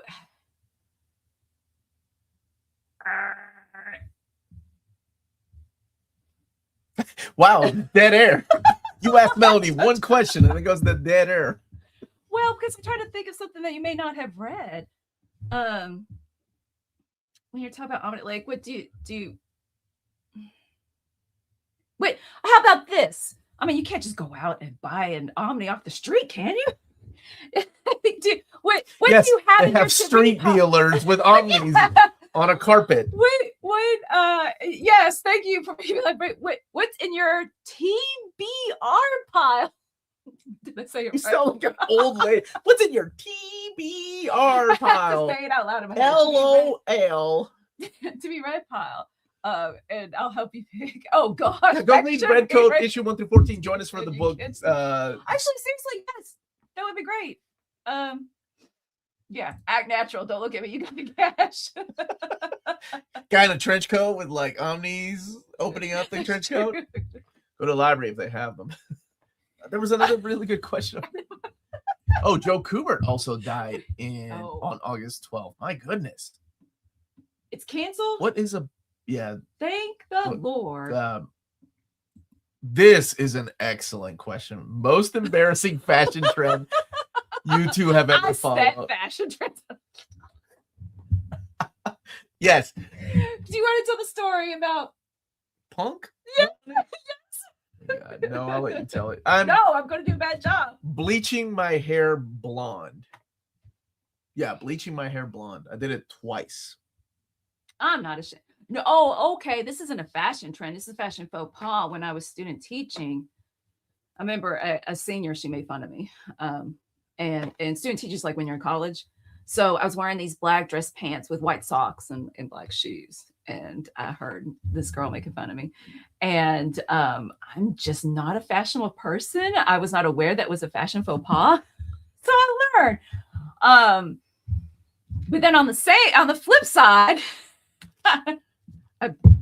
I tried dressing punk in college. I had Junko jeans and and with the chains and the straps, and it was so much fun. Oh, you should find those.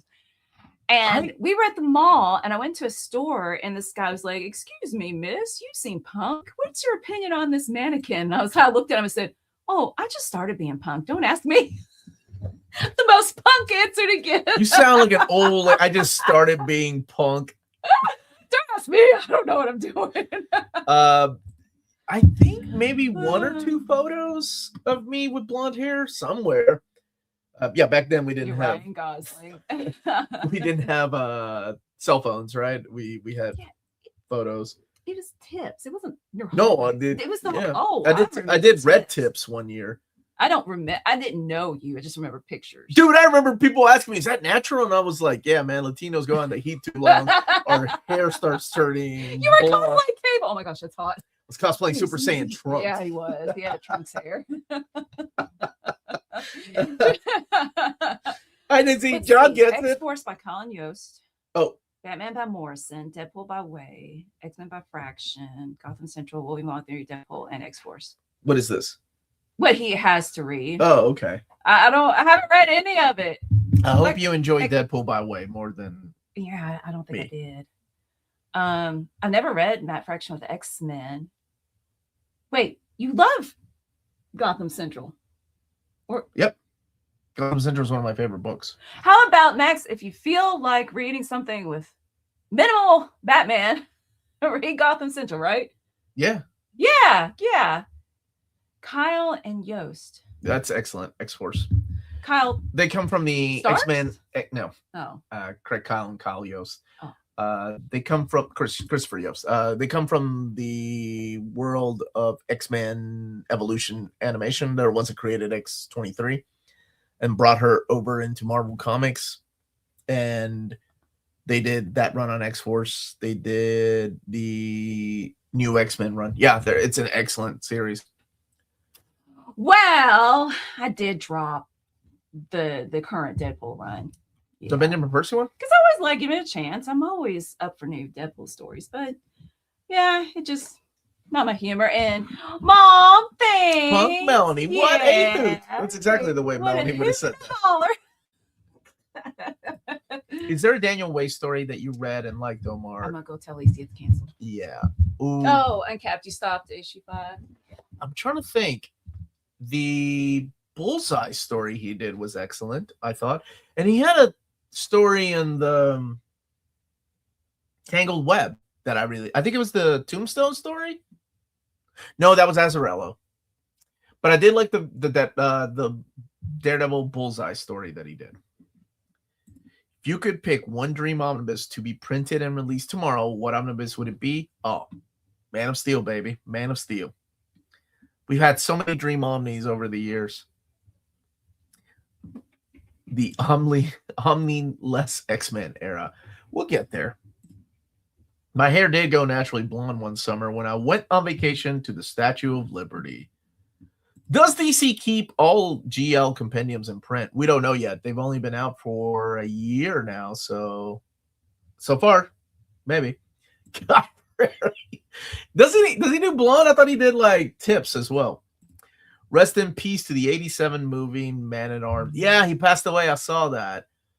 John Cipher, Ben Jones Cooter on Dukes of Hazzard, Teddy Moore, Ralphie's teacher on Christmas Story. She was great. Passed away. Plus Mary Rivera, Ned's grandma in No Way Home. Wow, just this week, dude. What's up, Bar? Blonde Omar probably looked like Ken from Street Fighter. Oh, the new Ken, yeah. Because in the new Ken, like Latino, I think, yeah, he was the dude in oh my god, what is the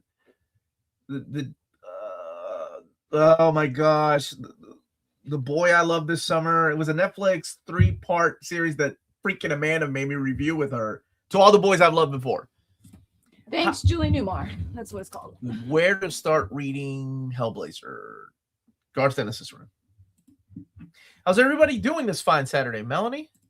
Bar's a little late. Good. I'm so happy I don't have to sit out in the heat. Yeah, we could do a couple more questions, please. Alan Moore, Swamp Thing, the OG colors, one day, right? If you had to give a prediction, when would you say Absolute Universe Omnis would come out, Omar? Well, we're only 14 issues into a deluxe edition. I would love at least 30 issues minimum in an omnibus, but the series is so popular. I would say Not until 2029, probably. Seriously. See, maybe I didn't want to watch that stuff. Did probably maybe no, I don't think so. Did you ever have random? No, but I had those. Remember the German T-shirts that were popular in the 90s? Like they weren't real German words, but it was like "Fahrt from Brücken." The stick figures? Yeah. Yes. I had some of those. Oh, that is like rude jokes that my teacher would be like, "You need to turn that shirt inside out." I'm like, "It's German." Man, I couldn't stand myself when I was a kid. I was such a jackass. Omar, help. Logan? Talking to being an ex-head out of it for a second.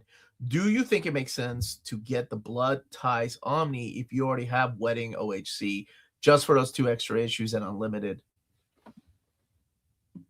If you already have the OHC of Blood Ties? Oh, if you have the Wedding of Cyclops and Phoenix? No. I mean, all the issues you need are in there, and the what is the other one? The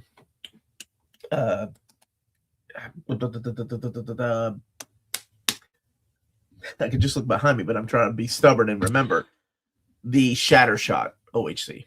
Those are in there.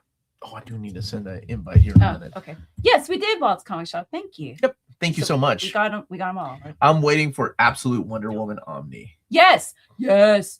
Oh my gosh, that will be in my top 10 Omnis when it exists, because it will exist. Nth Man Omni. Oh yeah. Yes, I did just reference to Wong Fu. Thanks for everything, Julie Newmar with John Leguizamo. And Patrick Swayze and Wesley Snipes. Also 2 other people in that movie. Oh, here. So go ahead and send the suggestions for Marvel's and Marvel First Comic. I would start with something that doesn't have a lot of history behind it, but really depends on your favorite character, right? That's something I like to ask people. But I really like things like Runaways, Strange Academy. Those are great, fun, almost one and done type of stories. Astonishing X-Men is excellent. Speaking of history behind it. For Avengers, I would get the Kurt Busiek Avengers or Jonathan Hickman's Avengers. Gets confusing as heck, though. Be prepared for that. Iron Man, The Extremis, Punisher, the Punisher Welcome Back Frank story. Hulk, I love Peter David's run, but I think for a new reader, you might have an easier time reading Planet Hulk. It's easy. You don't need to really read anything before it. Hulk got mad. People sent them to space. Yeah. If Omar goes blonde, the cafe will donate 3 Omnis for a giveaway. That's not enough for this guy to go blonde. Thank you, though. Who made you watch Little Women? Oh, I love Little Women. Dude, you're not very ain't no shame in my game. I will admit, I love Little Women. Dude, I'm excited about Little House on the Prairie. I'm just waiting for my family to be like, are you ready to watch Little House on the Prairie? Is there a specific year cutoff for period-appropriate paper for DC Omnis? Will all pre-crisis Omnis have the paper? Catching up on last night's catalog stream. Thanks for all you do, Omar. Thank you for the super chat. And I would say maybe some of the 70s stuff. I'm curious if the Doug Mensch stuff will have it, because Doug, give me 1 second. I know Dustin was. Give me 1 second, brother. Okay. And yes, my love. Didn't you need to send the invitation? I will here in a second. Okay. But let's get some more questions. James said Netflix Little House on the Prairie was surprisingly good. I'm excited for it, dude. I like that stuff. We're too little. 5 out of 10. Let's see. Jason Aaron's Ghost Rider or Doctor Strange? Doctor Strange. His Ghost Rider reads a little bit like Garth Ennis's Preacher for me. And I like my Ghost Rider. That paper is only used for not too thick Omnis. The Bronze Age Kirby Omni doesn't have it because that book would be too thick. They would split that book into 2. How many Omnis will be donated if Omar goes bald? You want me to shave my head? Compact edition women. I like that. Oh yeah, he was in it. That's what I said. Oh, I didn't hear you. Thank you, New Sweet Shadow, for that. Let's see. Just picked up The Wake and read issue 1 last night. Pretty excited about it and growing my Sean Gordon Murphy collection. Yeah, that's the one that's written by Scott Snyder, right? Yeah, I like that book. Semi-regular reminder to Dark Horse, we really need a library edition of The Victories. Super dark, gritty superhero noir tale with gorgeous, highly stylized artwork. All by Michael Avon Oming. Okay. Yeah. I do like that book. And we've had library editions of his stuff before, so I don't think it'd be a surprise that we see that one day. So, yes, ma'am. Let me click this one. Okay. You need to send the invitation. Yep. Which Star Wars characters would you like to see in Black, White, and Red series? And people in the chat, why don't you chime in as well? Cad Bane, Thrawn. How do you say that one? Something Ventress. I don't mess. Savage, Oppress. So many possibilities. I do not mess around with no Star Wars names and how to pronounce them. Boba Fett is the answer. And let's see here. Sorry, I gotta send this email really quick. Who would you put, Melanie? Who's your favorite Star Wars character? I don't think I have one. I'm sorry. You don't have one, really? No, I don't have strong feelings for any of them. I like the Mandalorian. Somebody was saying about it's cathartic to get a buzz cut. And cathartic. I like that. I agree. Elliot did, yeah. The whole G.I. Jane moment. However, when I got a buzz cut, you did not get a buzz cut. It was practically. Really? Remember, I got it really short, and you're like, "What did you do?" And then I got it even shorter. It felt so. It was because I needed a literal weight off my shoulders when I went crazy and quit my job. And then it felt so good to just rub my hand through my hair. And then I missed my long hair, and I grew it back. Hey, y'all! Does anybody happen to know why the Absolute Wildcats didn't come out this year? Yeah, but I'm not I know it sucks and I sound like a broken record, but I'm not at liberty to repeat why. Oh, okay. But know that they are aware and they're working on it. Thank you, Carson. All right. Your mom. Yes. There's your joke. Ewoks. Jar Jar Binks. I almost said Jar Jar just to make people mad, but legit Boba Fett, I think would work. Who's another Star Wars characters? Because keep in mind, it's black, white, and red. So... Oh, like some of the characters from Legacy would be fun. Like, what is Talon? That lady, Grogu. Your mom goes to Star Wars college. Well played. Yeah, you got the Superman swirl working today. He's looking good. And Dark Fourth World, thank you for the super chat. Let's see. A hope for an absolute edition of no. Wait. You need Wonder Woman. Here we go. Okay, Dustin just got back to me. Wait a second. I hope for an absolute edition of Perez Wonder Woman War of Gods. Oh, yeah. Thank you for the super chat. Not just for Wonder Woman by George Perez artwork, but also Phil Jimenez. So Dustin doesn't 100% recall right now, but he'll have an answer for me this afternoon. Oh, okay. Cool. So when am I doing another live stream? Monday. I'm doing another live stream. I'm interviewing. Let me double check. Let me look at my calendar really quick because my calendar is filling up. I am interviewing Josh Blaylock on Monday. Just making sure Real Stock is back on Wednesday. Okay, I slowed down on interviews this week. Good. It's just Monday. Because I needed that. Let's see. Wet shaved head paired with a long beard. And John and Yoko had buzz cuts during their scream therapy period. And Puntane, thank you for the super chat. This was once the only live stream I watch regularly. Now I find myself having Crisis on Sunday. Crushing Crisis puts a lot of work into his shows and deserves more viewers. Oh, yeah. Oh, I agree. Seriously, check out their channel because if you are knee deep in the comics, is that a thing? Is that what the kids still call it? Knee deep in the comics? Crisis has all the info, but not as much as you, baby. How about that? Shh, don't tell Crisis. Oh, thanks, James. What's the comic being talked about for the Monday interview?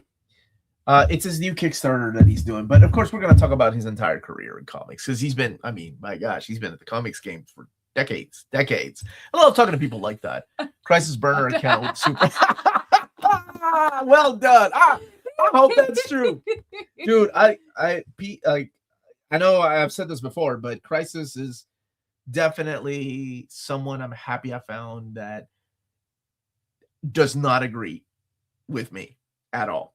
Our taste in comics, creators, characters are so different. We rarely agree on anything. So I love having him join me on a stream. Like he's been wanting me to do this tier ranking for X-Men writers, and it's like I don't know. I don't like being negative and talking about people, but he's like, we're just basing it on their work. So I thought about it. So we'll probably do that sometime. We are going to get back to the Evergreen streams because I know people have missed them, and I miss doing them, and just give me an excuse to do more live streams with my friends. Oh, kawaii. That's so sweet. He ain't had a drink with you in the Netherlands, though. Amsterdam, baby. But this guy has. Thank you for reaching out to Dustin, Omar. Of course, he said he's gonna try something really quick. He doesn't have access because he's not at home right now, but he's gonna try to see. Let me see. Yeah, I was. Sorry, Adam. Board, which I can access. It's not on there yet. Okay, so no, he tried. So I will have an answer probably on Monday because or unless you're joining our book club tomorrow. I'm trying to interview Terry Moore. And he said he will get to answer my question later today. Okie dokie, artichoke. Do you think we will get a Firestorm by Conway Omni first or DC Finest line? The new run by Lemire is wanting me to get into more of the character. I mean, it's a toss-up because he was voted in our most wanted Omnis and our most wanted Finest. So I don't know. I mean, I'm an Omnibus guy, so I have to legally say Omnibus first. But we'll see. Random fact, the actress that plays Dion in the new Masters of the Universe film, Christian Betrige, is normally a stunt double on many productions, including Gal Gadot as Wonder Woman. I'll tell Tommy and Manny that you said hi. You're the second. Wow. Second place. And Saturday Morning Fan is suggesting an Avengers Evergreen. I think that's something in the works. We're gonna do Bat Family as well. Like we just need to plan it out and lock it in, and then I'm gonna reach out to people. I thought EC was an amazing panelist yesterday. I think he told me this morning. For somebody that doesn't do live streams, for somebody that has never been on a panel, for somebody, and I'm not saying age has anything to do with it, but for someone so young, she came with knowledge, man. She was great. I told her she is more than invited to come back on whenever she wants. Yeah, it's a shame that her iPad power. Poor child. She's never done a live stream with people that love talking. And when I came down here, you were like, we're 1/3 of the way done. I was like, I need a snack. Okay. Hey, Stu. Big High and Heart. Have you started school yet? What's upcoming on the Bestest channel ever this week? I can tell you because Melanie, thank you so much for sharing her Instagram and her YouTube channel. She was great. Melanie and I have actually worked together on a schedule. So on Monday, for example, is my release of X-Men Blue and Gold Volume 3, as well as my release of Marvel Fanfare Volume 3. 6 p.m. Eastern Time is the live interview with Josh Blaylock. And I hope DC Crane joins for that because I'll have the answer for that Doug Mensch Omnibus. Tuesday is the Marvel Trades, as well as Old Reader, New Reader. Actually, no, Marvel Trades I'm skipping this week because they're sending me something late. So I have to put, it'll probably be a DC Omnibus. Okay.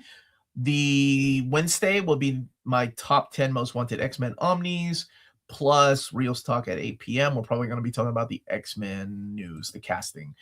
Thursday is going to be a DC, I think that's when Birds of Prey Omnibus Volume 2 will come out. And then in the afternoon, we're going to put probably another Omnibus overview out. Friday will be the DC November catalog at 11:45 a.m. Eastern Time. And then Saturday, we're back. May I suggest? Yes, ma'am. My overview of Zdarsky's comic news? Sure. You could use that? We'll use that. Okay. Yes, ma'am. let's see. Literally just finished reading Star Wars: The Battle of Jakku. Okay, you read it? No. You read No More Metal? No. Yeah, I mean in the comic form, of course. Yes, literally just finished reading it. Did you like it? Dark Empire's where it's at though, which is where yes, but that story he has as his avatar. Mm-hmm. I mean, to me, like that. That's as good as comics got for Star Wars. I've read a lot of stuff that I've never read before recently that make me rethink that. Like, you know, there was a lot of great stuff that Dark Horse was putting out. Need more hours a day. You guys are all so busy. Our calendar looks really, because we have to put our daughter's college classes on there. Our other daughter's band practice. We do Kimpo. But we need to plan a date night again at Starbucks. Sure. We had so much fun, you guys. I said, let's go to Starbucks and write poetry. And he cracked me up. And I was like, okay, genuinely, like, don't make this weird. I'm just saying, if you were in my class and you wrote this, like, I would like it.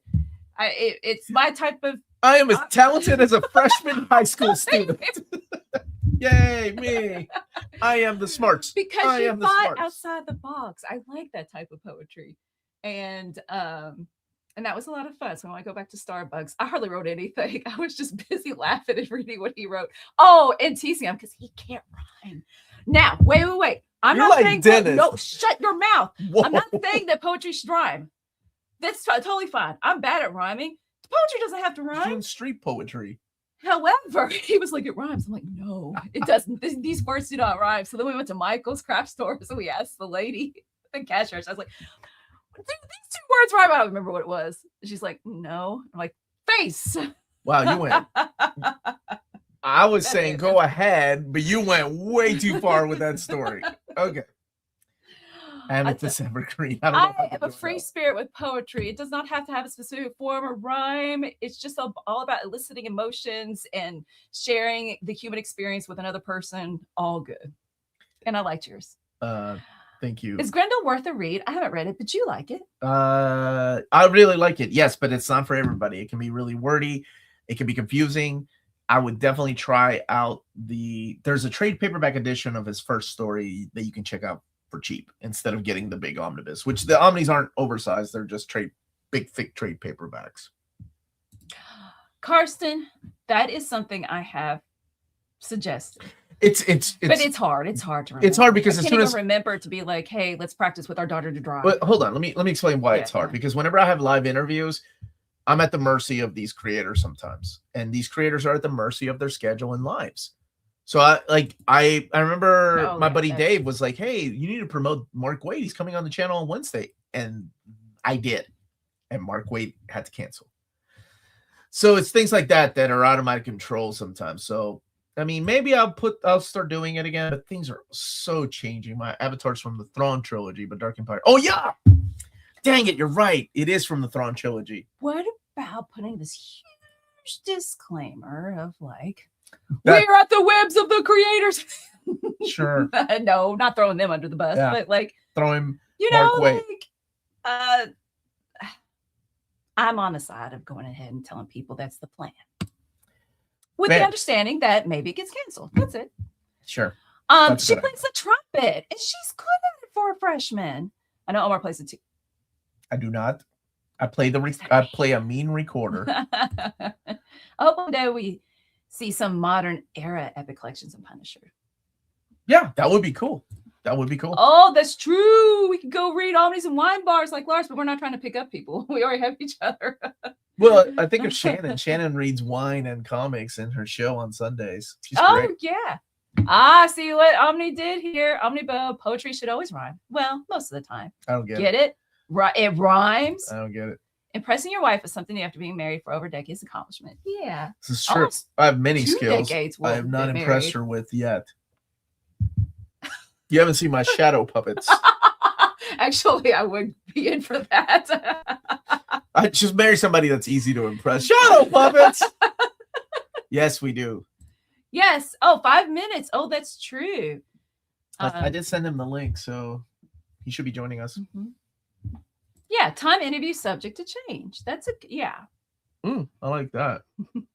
What is your guys' opinion on Matt Wagner's Dracula? Solid. I did an overview of that a couple of years back when it came out in hardcover. I listened to the blues this morning. Melanie needs to share some haikus. Ooh, I wrote a good haiku about my pillow, and I used like actual Japanese. I think I called it tadami. When do you say when you get home? I'm home. Tadaima. Anyway, I was proud of it, but I can't remember off the top of my head. Was I nervous interviewing Danny Trejo? I don't think nervous is the word. I was more like, don't get emotional, keep it together kind of thing. So it wasn't really nerves. It was more like, at the end you got, and it wasn't like oversharing. Like it was just a little bit emotional to make it special. It's really cool to see someone like that, his age, doing something new. Gives me hope. Yeah. And what's this comic about? It's called You're the Devil. You're the Devil. Oh, okay. And it's the first issue is coming out. It's written about, it's got Aztec history behind it, and because he's really passionate about it. Yeah. And that this the character is either immortal or long lived, so it's going through like the tale of him. I wanted to start a ska punk band in middle school, but I couldn't learn horn, guitar, drums, so I gave up. I love ska. Also, I was born in 2006, so ska was pretty much dead when I was in middle school. Do you love ska? I didn't know that. Yeah. 500 Frenzy. I used to ramble out some pretentious free verse in college as a bit of a gag to myself. Funnily enough, some of the girls in the dorm dug it. Yay, good for you. You're just like Dennis. Do not do this. Do not do street poetry. It doesn't rhyme. Prose poetry doesn't rhyme. Haikus don't need to rhyme. Charles Bukowski and Richard Brodigan wrote great non-rhyming poetry. Yeah. Oh, her birthday's in December. You want to send her Miles Davis bitches? Nope. I feel like any kid who loves that record is sure to be a popular social butterfly. Max is a great musician, by the way. Is the Transformers run by Robert Kirkman going to be getting an omnibus? Well, they just did their very first one with Invincible Volume 1, so we shall see. It's Ska Life. Ska is life. Yeah, really? Okay. Ska. Aw, thanks, Kenny. Then much love back to you, buddy. Okay. So are we just, so it's the same stream, right? So we're just going to keep going until... As soon as he gets here, I will okay, add him, cool. and then we can go for 10 minutes. Okay.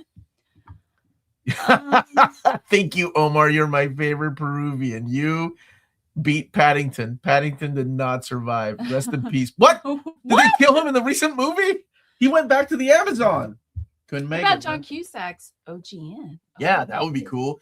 I mean, yeah, I would have liked to have interviewed John Cusack or Keanu Reeves, of course, with Berserker. But you just wasn't asked by singing that song. How many times have you heard that? I watched the original X-Men series a couple years ago, and I liked the episode when Storm and Wolverine was in a relationship together because I love the dynamic together. So is Chris Claremont, and that is X-Men Forever. If you haven't read it, it's all in there. You seem like you've never seen a severed human head on a tortoise before. I don't think Omar and Melanie will get this reference, but extra credit if they do. No! It's, Shoot! From Breaking Bad. Oh, no, I never watched that. I thought it was okay. I know it's blasphemous to say that because people really, really like Breaking Bad, and if you say it's okay, whoo, what an argument that's going to start. Thank you. Can we get a quick intro on who the Hood is? He got added recently in Marvel Rivals. The Hood is a character named Parker Robbins, who was a thief, wasn't a good person, and was trying to help. I mean, the good part of him is that he did try to help his mom out and ended up stealing from the wrong crooked person. So he got a hood and a pair of boots from somebody that was dealing with the occult. And then he became somebody that led the underground in Bendis' New Avengers and got a bunch of villains involved to join him to take down the Avengers. So that's who Parker Robbins is. I really like the original miniseries by Brian K. Vaughan and Kyle Holtz. Is Monsters Omni by Image worth reading? Yeah, absolutely. It's got beautiful artwork by Sana Takeda, but keep in mind, it is also very, very wordy. Thank you for the super chat. Breaking Bad was great, just not a good guide to ethics. Yeah. Person saying Breaking Bad is okay. Better Call Saul. Now that's pure. I think, yeah, like I get why people like it. It's just, I don't know, man. I've gotten some people angry. It's like saying X-Men's okay. What do you mean X-Men is okay? If Your Married Life was adapted to a graphic novel, who would the author be? It would be part of the Marvel Epic Collection or DC Finest Line. Oh, Marvel. Oh. This is a Marvel family. Oh, okay. Come on now. Married Life. Who write? Oh, you would probably say Tom King with Big Barda and Mr. Miracle. Well, I'm not that dramatic. What about DeMatteis with Peter Parker and Mary Jane? Oh, yeah, they were going through problems, weren't they? No. They were married, but right. But I just remember. Yeah, they were. We were. It was romantic, and it was before we got married, right? And you said this panel reminds me of me and you, and I photocopied it and I had it at my desk. That's from That's from J. Michael Straczynski, JMS. Oops, that's who I meant. I know the difference. She doesn't. Final answer. I'm gonna go with Chris Claremont. Yeah, Chris Claremont. Oh, okay. Do you think it's possible to have Marvel design the X-Men Blue and Gold volumes 2 and 4 blue? Oh, that would be wicked, right? I like that, man. Yeah. Let's get that super chat before Jim comes on. Okay. Thank you for the super chat. You think we'll get blue spines for X-Men Blue? Oh, you were just asking that. I hope so. That is a really good idea. Thank you for the super chat. Seriously, that is a great idea. And Breaking Bad was the most overrated show I've ever watched. Dig Dug. Been a busy and stressful week of moving from my current place, and I've been listening to old streams during the drives, and it's helped a lot. The community aspect. Thank you guys for all you do. Oh, we're glad. And thank you. What? Jim is here. So I'm going to add Jim to the stream. He is from Dynamite, and we're going to talk a little bit about that DuckTales Kickstarter. How are you, sir? Can you hear us? Good. Yes. How are you? Thanks for joining us. Thanks for joining us on a Saturday. You're a dude with a normal job Monday through Friday, and here you are on a Saturday I'm not sure where you are, but thank you, James, for the link to the Kickstarter. Now, tell me a little bit about this DuckTales Kickstarter. What is included in this? First, I would say there really is no normal job in comics. You know that, but true. Anyway, the Kickstarter is for a really fantastic set of new Disney collections for DuckTales. Okay. And it's just, if you're a fan of classic Disney cartoons, a fan of the Ducks, these cartoons were cherished by millions of people. And the new collection we're doing actually collects 5 eras worth of the comics. Oh, wow. It's collecting in each individual volumes DuckTales comics from Gladstone, from Disney Publishing, from Boom, from IDW, and the new stuff also from Dynamite. And these are coming together into a 2,000 plus page collection that's just been meticulously crafted and put together for fans of DuckTales to enjoy. What I'm most excited about, honestly, is the slipcase. You get all 5 volumes, and it comes in this really beautiful illustrated slipcase, so that you can put all 5 into right into that storage on your shelf and look wonderful on your bookshelf. That's what Omnibus is saying. I was looking forward to that sweet HC slipcase set. So these are different eras of DuckTales comics, then. Yeah, they're complete eras. So everything that was published in each of those different volumes are collected here and presented as sort of a complete collection of those varying eras of DuckTales comic books. Now, fulfilled in minutes. Wow. So people that don't know, what is your role, Jim, in all of this? Since you're with Dynamite, what do you have to do? I'm actually in the part of the company that puts these things together. So, we were talking about what things we would like to see, as comic collectors, as Disney fans. What would we like to see, for ourselves? And that really is where the conversation to make these begins. Everybody loves DuckTales. It's underserved. It's a lot like Gargoyles in that way. Everybody enjoyed the Gargoyles books that we did. And that's because there was so little of it out there that fans were really hungry for it. And when they finally had a chance to get it all together, in one beautiful collector's piece, they were really excited. And that's what we want to do. We want people to feel the excitement we feel, when we see these books collected together and just in that wonderful, pristine packaging that you can sit down and enjoy and display and share with your family and share with your friends.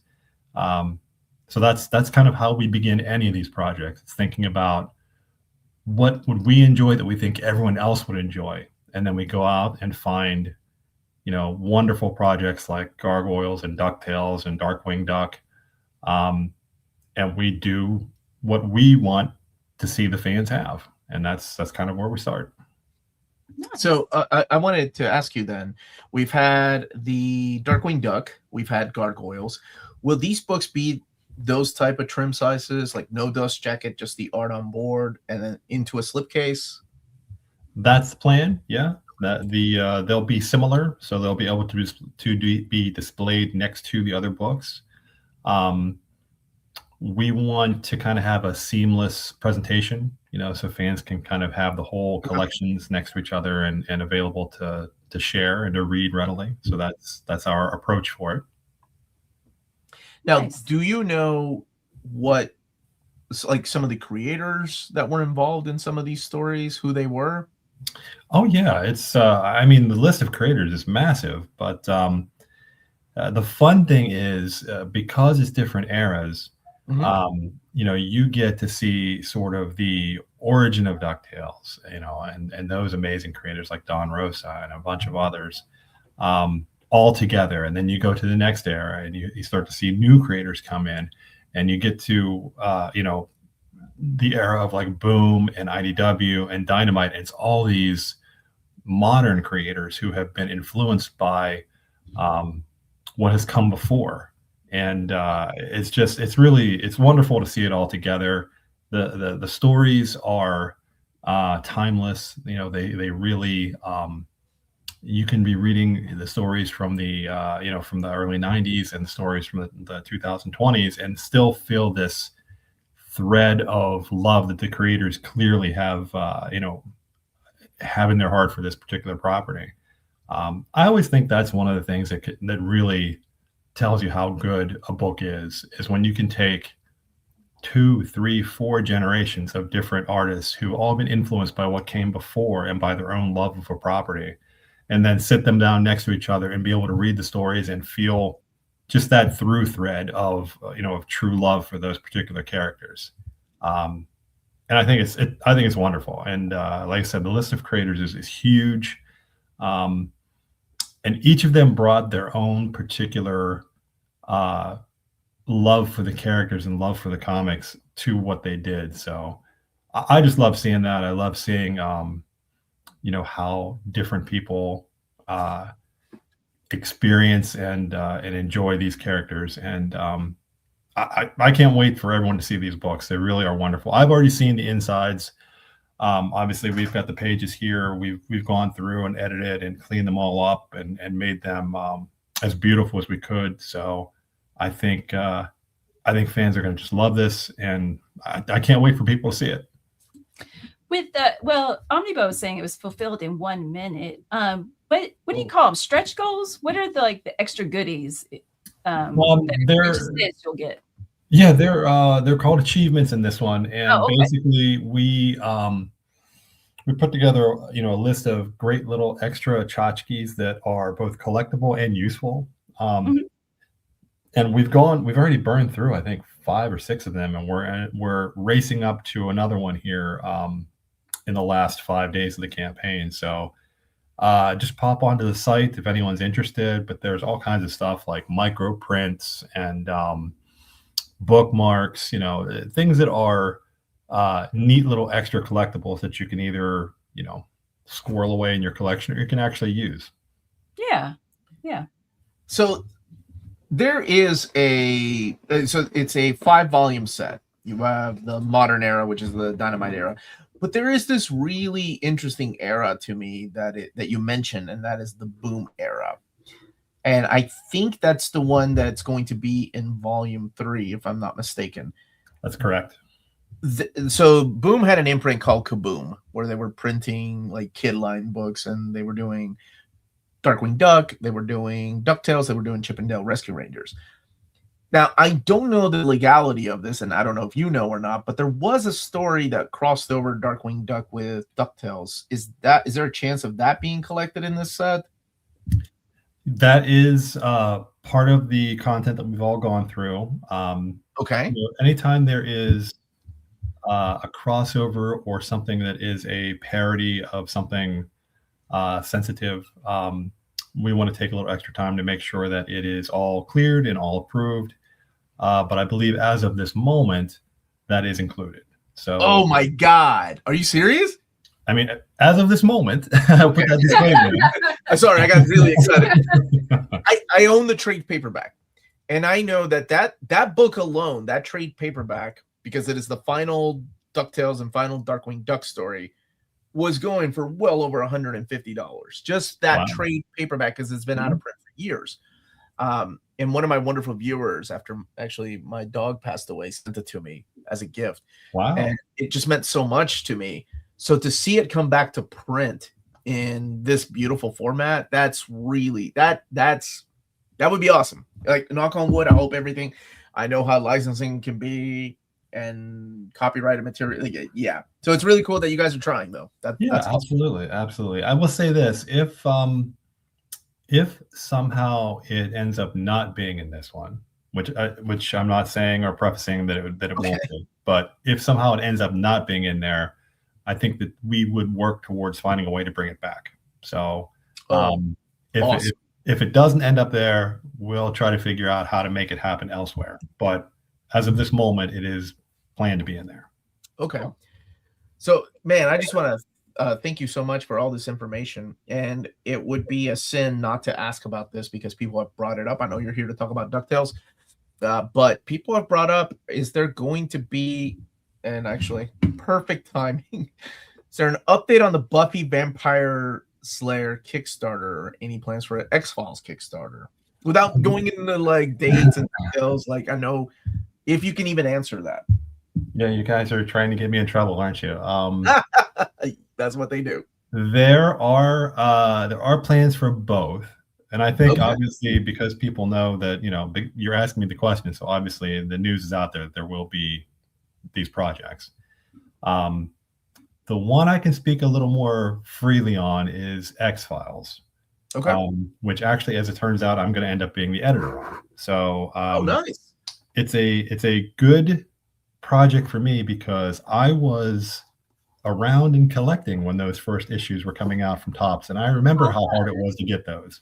Yep, the first issue was impossible to find. They were impossible. Then they started putting out, you know, the negative issues and the digests, and to have a full X-Files collection pre-internet was impossible. It was next to impossible. And then you had to like chase the TV Guide issue that had a comic in it.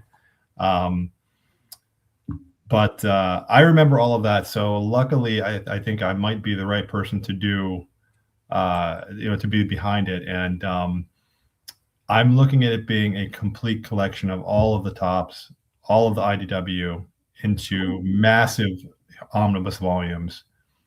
And again, I don't want to give too much away, but I've been doing a little research for our slipcase for that.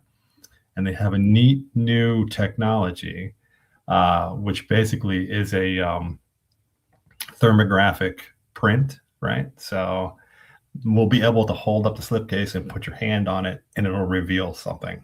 And it just fun. So X-Files. I can't wait to actually get it together and show it. Yeah. That's awesome. Is there a Disney animated property that you wish to tackle? Me personally, well, gosh, you know, we've already done Gargoyles and Darkwing Duck, and now DuckTales. Those are some of the greatest animated properties out there that really are underserved. I think Tailspin would be great. Rescue Rangers had like I said, a mini little Kaboom series you could put out in a deluxe edition. Yeah, Rescue Rangers is really good too. Yeah, those are some good suggestions. a stretch goal or whatever, oh my gosh, now we're talking. Yeah. Can someone pick up the Darkwing Duck sets if they missed the previous Kickstarters? Yeah, I believe so. There's a couple of different ways. I think that for one, I think the Kickstarter is still taking late orders, so you can go in and grab it there if you missed it. And then I believe at some point they're going to be in the direct market and the book market. But obviously, we want to make sure all of our Kickstarter backers are served, have everything they want, and are satisfied before that happens. So at some point, it'll be available, through regular distribution channels. But right now, I would say if you really want to get it and you missed out, pop over to the Kickstarter, because it will still allow you to do a late order. And Tep's Logic's asking, we talk about the Topps era X-File issues. Oh yeah. It's a nice big run if you remember those. They had a huge run of the regular series. They did all the season episodes into deluxe issues, and they had the digests. I mean, it's a lot of material. And we're going to get all of that and all the IDW stuff. I'll tell you one thing: a lot of fans don't realize, myself included, because the IDW stuff came out not that long ago, like 10 or 15 years ago. Is they put out a lot of stuff. When that revival was coming out, there were a lot of comics, and I don't think a lot of people know how many were out there. So it's not like a couple of miniseries; it's a lot of material. And it was good stuff. It's sort of the same thing that we talked about with DuckTales. It's a whole new generation of people that love the X-Files getting a chance to contribute to stories and to comics. And I think fans are really going to enjoy it. I know that you can rest assured, knowing with me being the person who's putting the collection together, that I'm bringing my own personal love, and I've loved the X-Files since it debuted. So I'm going to try to make sure this is the best collection we can do. I have a question. Then, with you being in charge of that aspect of things, do you also get to make the decision, or is it a team that gets to make the decision on the paper stock, the back matter, the binding on the book? Like, how does that all work? That's I don't know how many fans are particularly interested in that, but it is an interesting. A lot of us. Yeah. But basically, it is working hand in hand with the different printers and factories that we work with to try to determine what the best stocks are available, the best card stocks, the best interior stocks. And then as a group, we will go through and actually get samples. Like, do we like this paper texture? Do we like that paper texture? And together with our production team, who are, fantastic graphic designers, we will sit down and figure out what best complements the material. So does it look best on a flat paper, or a matte paper, or a gloss paper, or kind of a textured paper?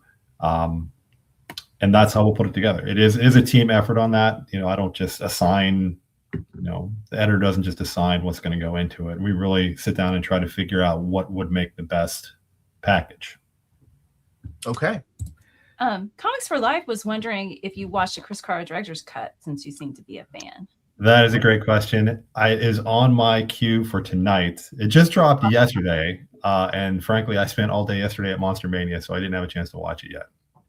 Okay. They're saying it's better than the theatrical release. Yeah, I'll be honest with you, man. I'm a fake fan. I watched seasons 1 through 4 of X-Files, and I didn't watch anything past that. That's not a fake fan. That's watching 4 seasons. Well, it went on like 10 seasons, didn't it? Okay. That's a lot of X-Files. Did they ever find the truth? That I think is the biggest mystery of the entire series. Did they ever find the truth? It depends. There never was a clear wrap up with a bow, but I think there were enough things to reveal some of what was going on. Certainly more than Lost, I'll give you that. So this is a good question. Do you know if there's going to be any more Elvira hardcover editions, or a reprint of the first volume might be coming at any point? Oh gosh, of Elvira, I don't know. I'm not the editor on Elvira, but I know that we're always working on new material for her. There's a bunch of new content coming up, and there's something I don't think I can announce, but there's a new, very interesting crossover coming up that I think horror and late night fans will really enjoy. Yeah, I don't Is it know. Elvira and Up All Night? USA's Up All Night girl? That would be awesome. Oh, Rhonda Shear? No, that would be awesome. No, this leans a little more into really classic horror stuff, but I think fans will really enjoy it. And I know that Elvira herself is a fan of this particular crossover, so that makes it better. That makes it even better, because we know that not only does it have her blessing, but she's particularly interested in it. So on the Saturday morning stream, you're bringing up Salo. Thanks a lot, Max. It is. Should I not shown it? It's a very controversial movie. Any chance to get Disney's Roger Rabbit comics? Those were printed by Marvel. Oh yeah, that's another good question. I know there is interest in doing that. I just don't know what the status is of the rights at the moment. So we would love to do that. I think it's a matter of figuring out how to make that happen with our friends at Disney. But a lot of people love Roger Rabbit, and it's something that also has been gone for just so long. There's no way to find it or get it. Though I did actually find a copy of it in a dollar bin recently and was very, very, very happy to grab it. Aw, I assume the restoration process on something like that would be just a huge task, because I don't think there are digital files of it. It would have to be, you're working on the actual scans, and you'd have to get like a huge scan. Like the DPI would have to be insane to do restoration on those. Yeah, that process is very intense. You take the scans, there are like some computer cleanups that are done, and then we have a graphic designer has to go in and actually make, color changes and cleanups and fix the bleed through from the old newsprint. And I mean, it is an intense bit of work to bring those back to life. Okay. Jason, that's a good question. I'm just really quick. James was saying Disney relinquishes rights to Who Framed Roger Rabbit back to the owner. So do you still need to ask Disney? But it depends on the characters appeared in the comic, right? If they still have Disney characters. Yeah. Woo. It's that's a great question. Licensing rights are really complicated. I don't know the answer. I wish I had that for you, but I don't know the answer to that specifically. I know there's interest, and I know that at some level there is still some ownership, whether it's just crossover or it's outright ownership. I don't know. But I do know there's interest if it can be accomplished. So. Okay. Are there plans for more Thundar the Barbarian comics from Dynamite? Fan of Thundar. Yeah, that series was fun. It was great for me to see that. I think that was like the first ever Thundar comic book. And of course, people of a certain age would love watching Thundar the Barbarian on Saturday morning with a big bowl of the sugariest cereal we could find. I think there's plans for more. I know that the Jason Aaron stuff was, fantastic. Can't ask for better. Can't ask for a better creator to be involved in bringing Thundar back. Yeah, he was excited when I interviewed him. Like it was like a dream project for him to do. Yeah. There's not a lot of those kind of projects out there anymore, especially for someone, you take someone of his stature. But I think that speaks to how much some of those Saturday morning cartoons meant to the people who were watching them as kids. But yeah, his series was fantastic. I'm sure we'll, do collections on that and whatnot. But I believe there's more coming, but I am not specifically in our editorial team, which is where that, kind of where that decision is made for new content. But I'm pretty sure there's more coming. Okay. Hey, Dave. The X-Files previews show characters that look sort of like the actors, but not exactly. Like when Simonson and Chaykin weren't able to use exact actor likenesses in Battlestar Galactica and Star Wars. That's something that we've talked about on the channel before. It takes a really particular artist to draw a character to look like the character, not the actor. I think of like Georges Genti on Buffy the Vampire Slayer. The way he drew Buffy was Buffy. It wasn't Sarah Michelle Gellar. So it takes a very talented artist to do that. Not a lot of people can pull that off. Yeah, there are some properties, as we're mentioning here, are actually a couple of good ones, where historically or even currently, the actor likenesses aren't included with the property. And so that's where you get people that will draw a representative character, someone who may have the same type of hair or have the same sort of structure of their face, but not look like the actor. That's sort of what, historically has been done for properties where they couldn't draw it to look like a specific person. With the X-Files, I don't think that's what it was. In fact, I remember correctly, when Topps was putting the book out, part of the issue was that you could only show the characters from profile or something like that. So it was different things that were requested for the likeness approvals, where an actor says yes or no to their likeness. And of course, some artists are better at capturing likenesses than others, and others have restrictions where they have to draw, a certain way or a certain angle or a certain age, right? Like that's one of the things too, is on some of the stuff we worked on in the past, you'll have a show that was 20 years ago, and maybe it had a recent revival, and the actors obviously don't look exactly like they did 20 years ago, but they would want to be illustrated that way. Yeah. So, there are always different challenges with licensing and with actor likenesses specifically. And that certainly comes into play with the X-Files, but I don't believe that there's a situation where we don't have likeness rights there. I think we do. So I think we're okay. Okay. CNS is 84 is asking for more James Bond hardcovers. Those are fantastic, underrated reads. I agree. Those are killer, man. Those are some good stories. Yeah. Those are good stuff. If you like that, there was a series. It wasn't James Bond, but it was called Uncanny, I think, or Weaver. I think it was Uncanny. That Dynamite did a while back that was sort of in that genre as well. So if you are jonesing for some James Bond, I think you could check that out. It was a cool comic series that was sort of had the same flavor. And then on James Bond itself, I'm not sure what the status is there, but I'll take a look, and if I can get some answers, I'll send them your way. Thank you so much, and thank you again for joining us. I know we had said it was going to be 10 minutes, but you're just full of information, and people had questions, and thank you. I've had questions. So I really appreciate your time. I appreciate everything that Dynamite is putting out there. I'm fighting off against that diamond problems that you all had.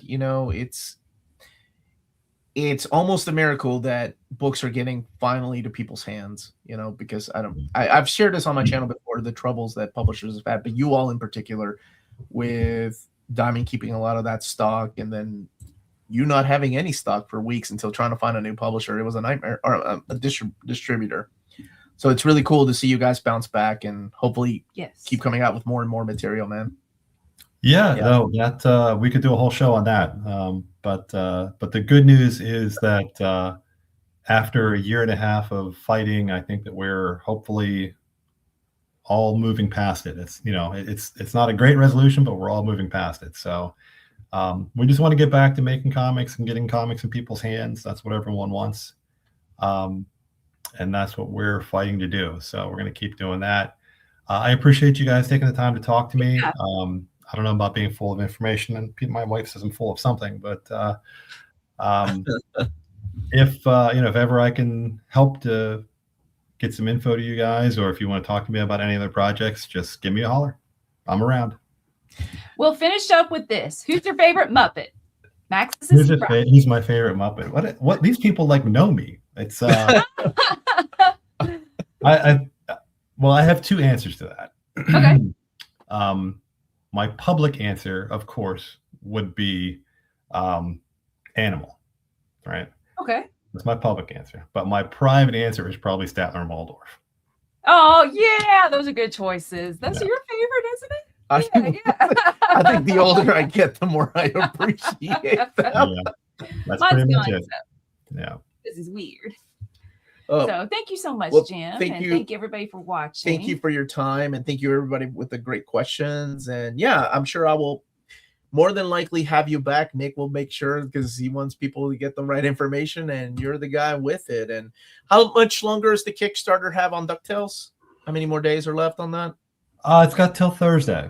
Oh, wow. Yeah. So Yeah. here we go. So in Couple case you of missed out plays. on the news, there's the DuckTales. We'll put the link in the description of our video too.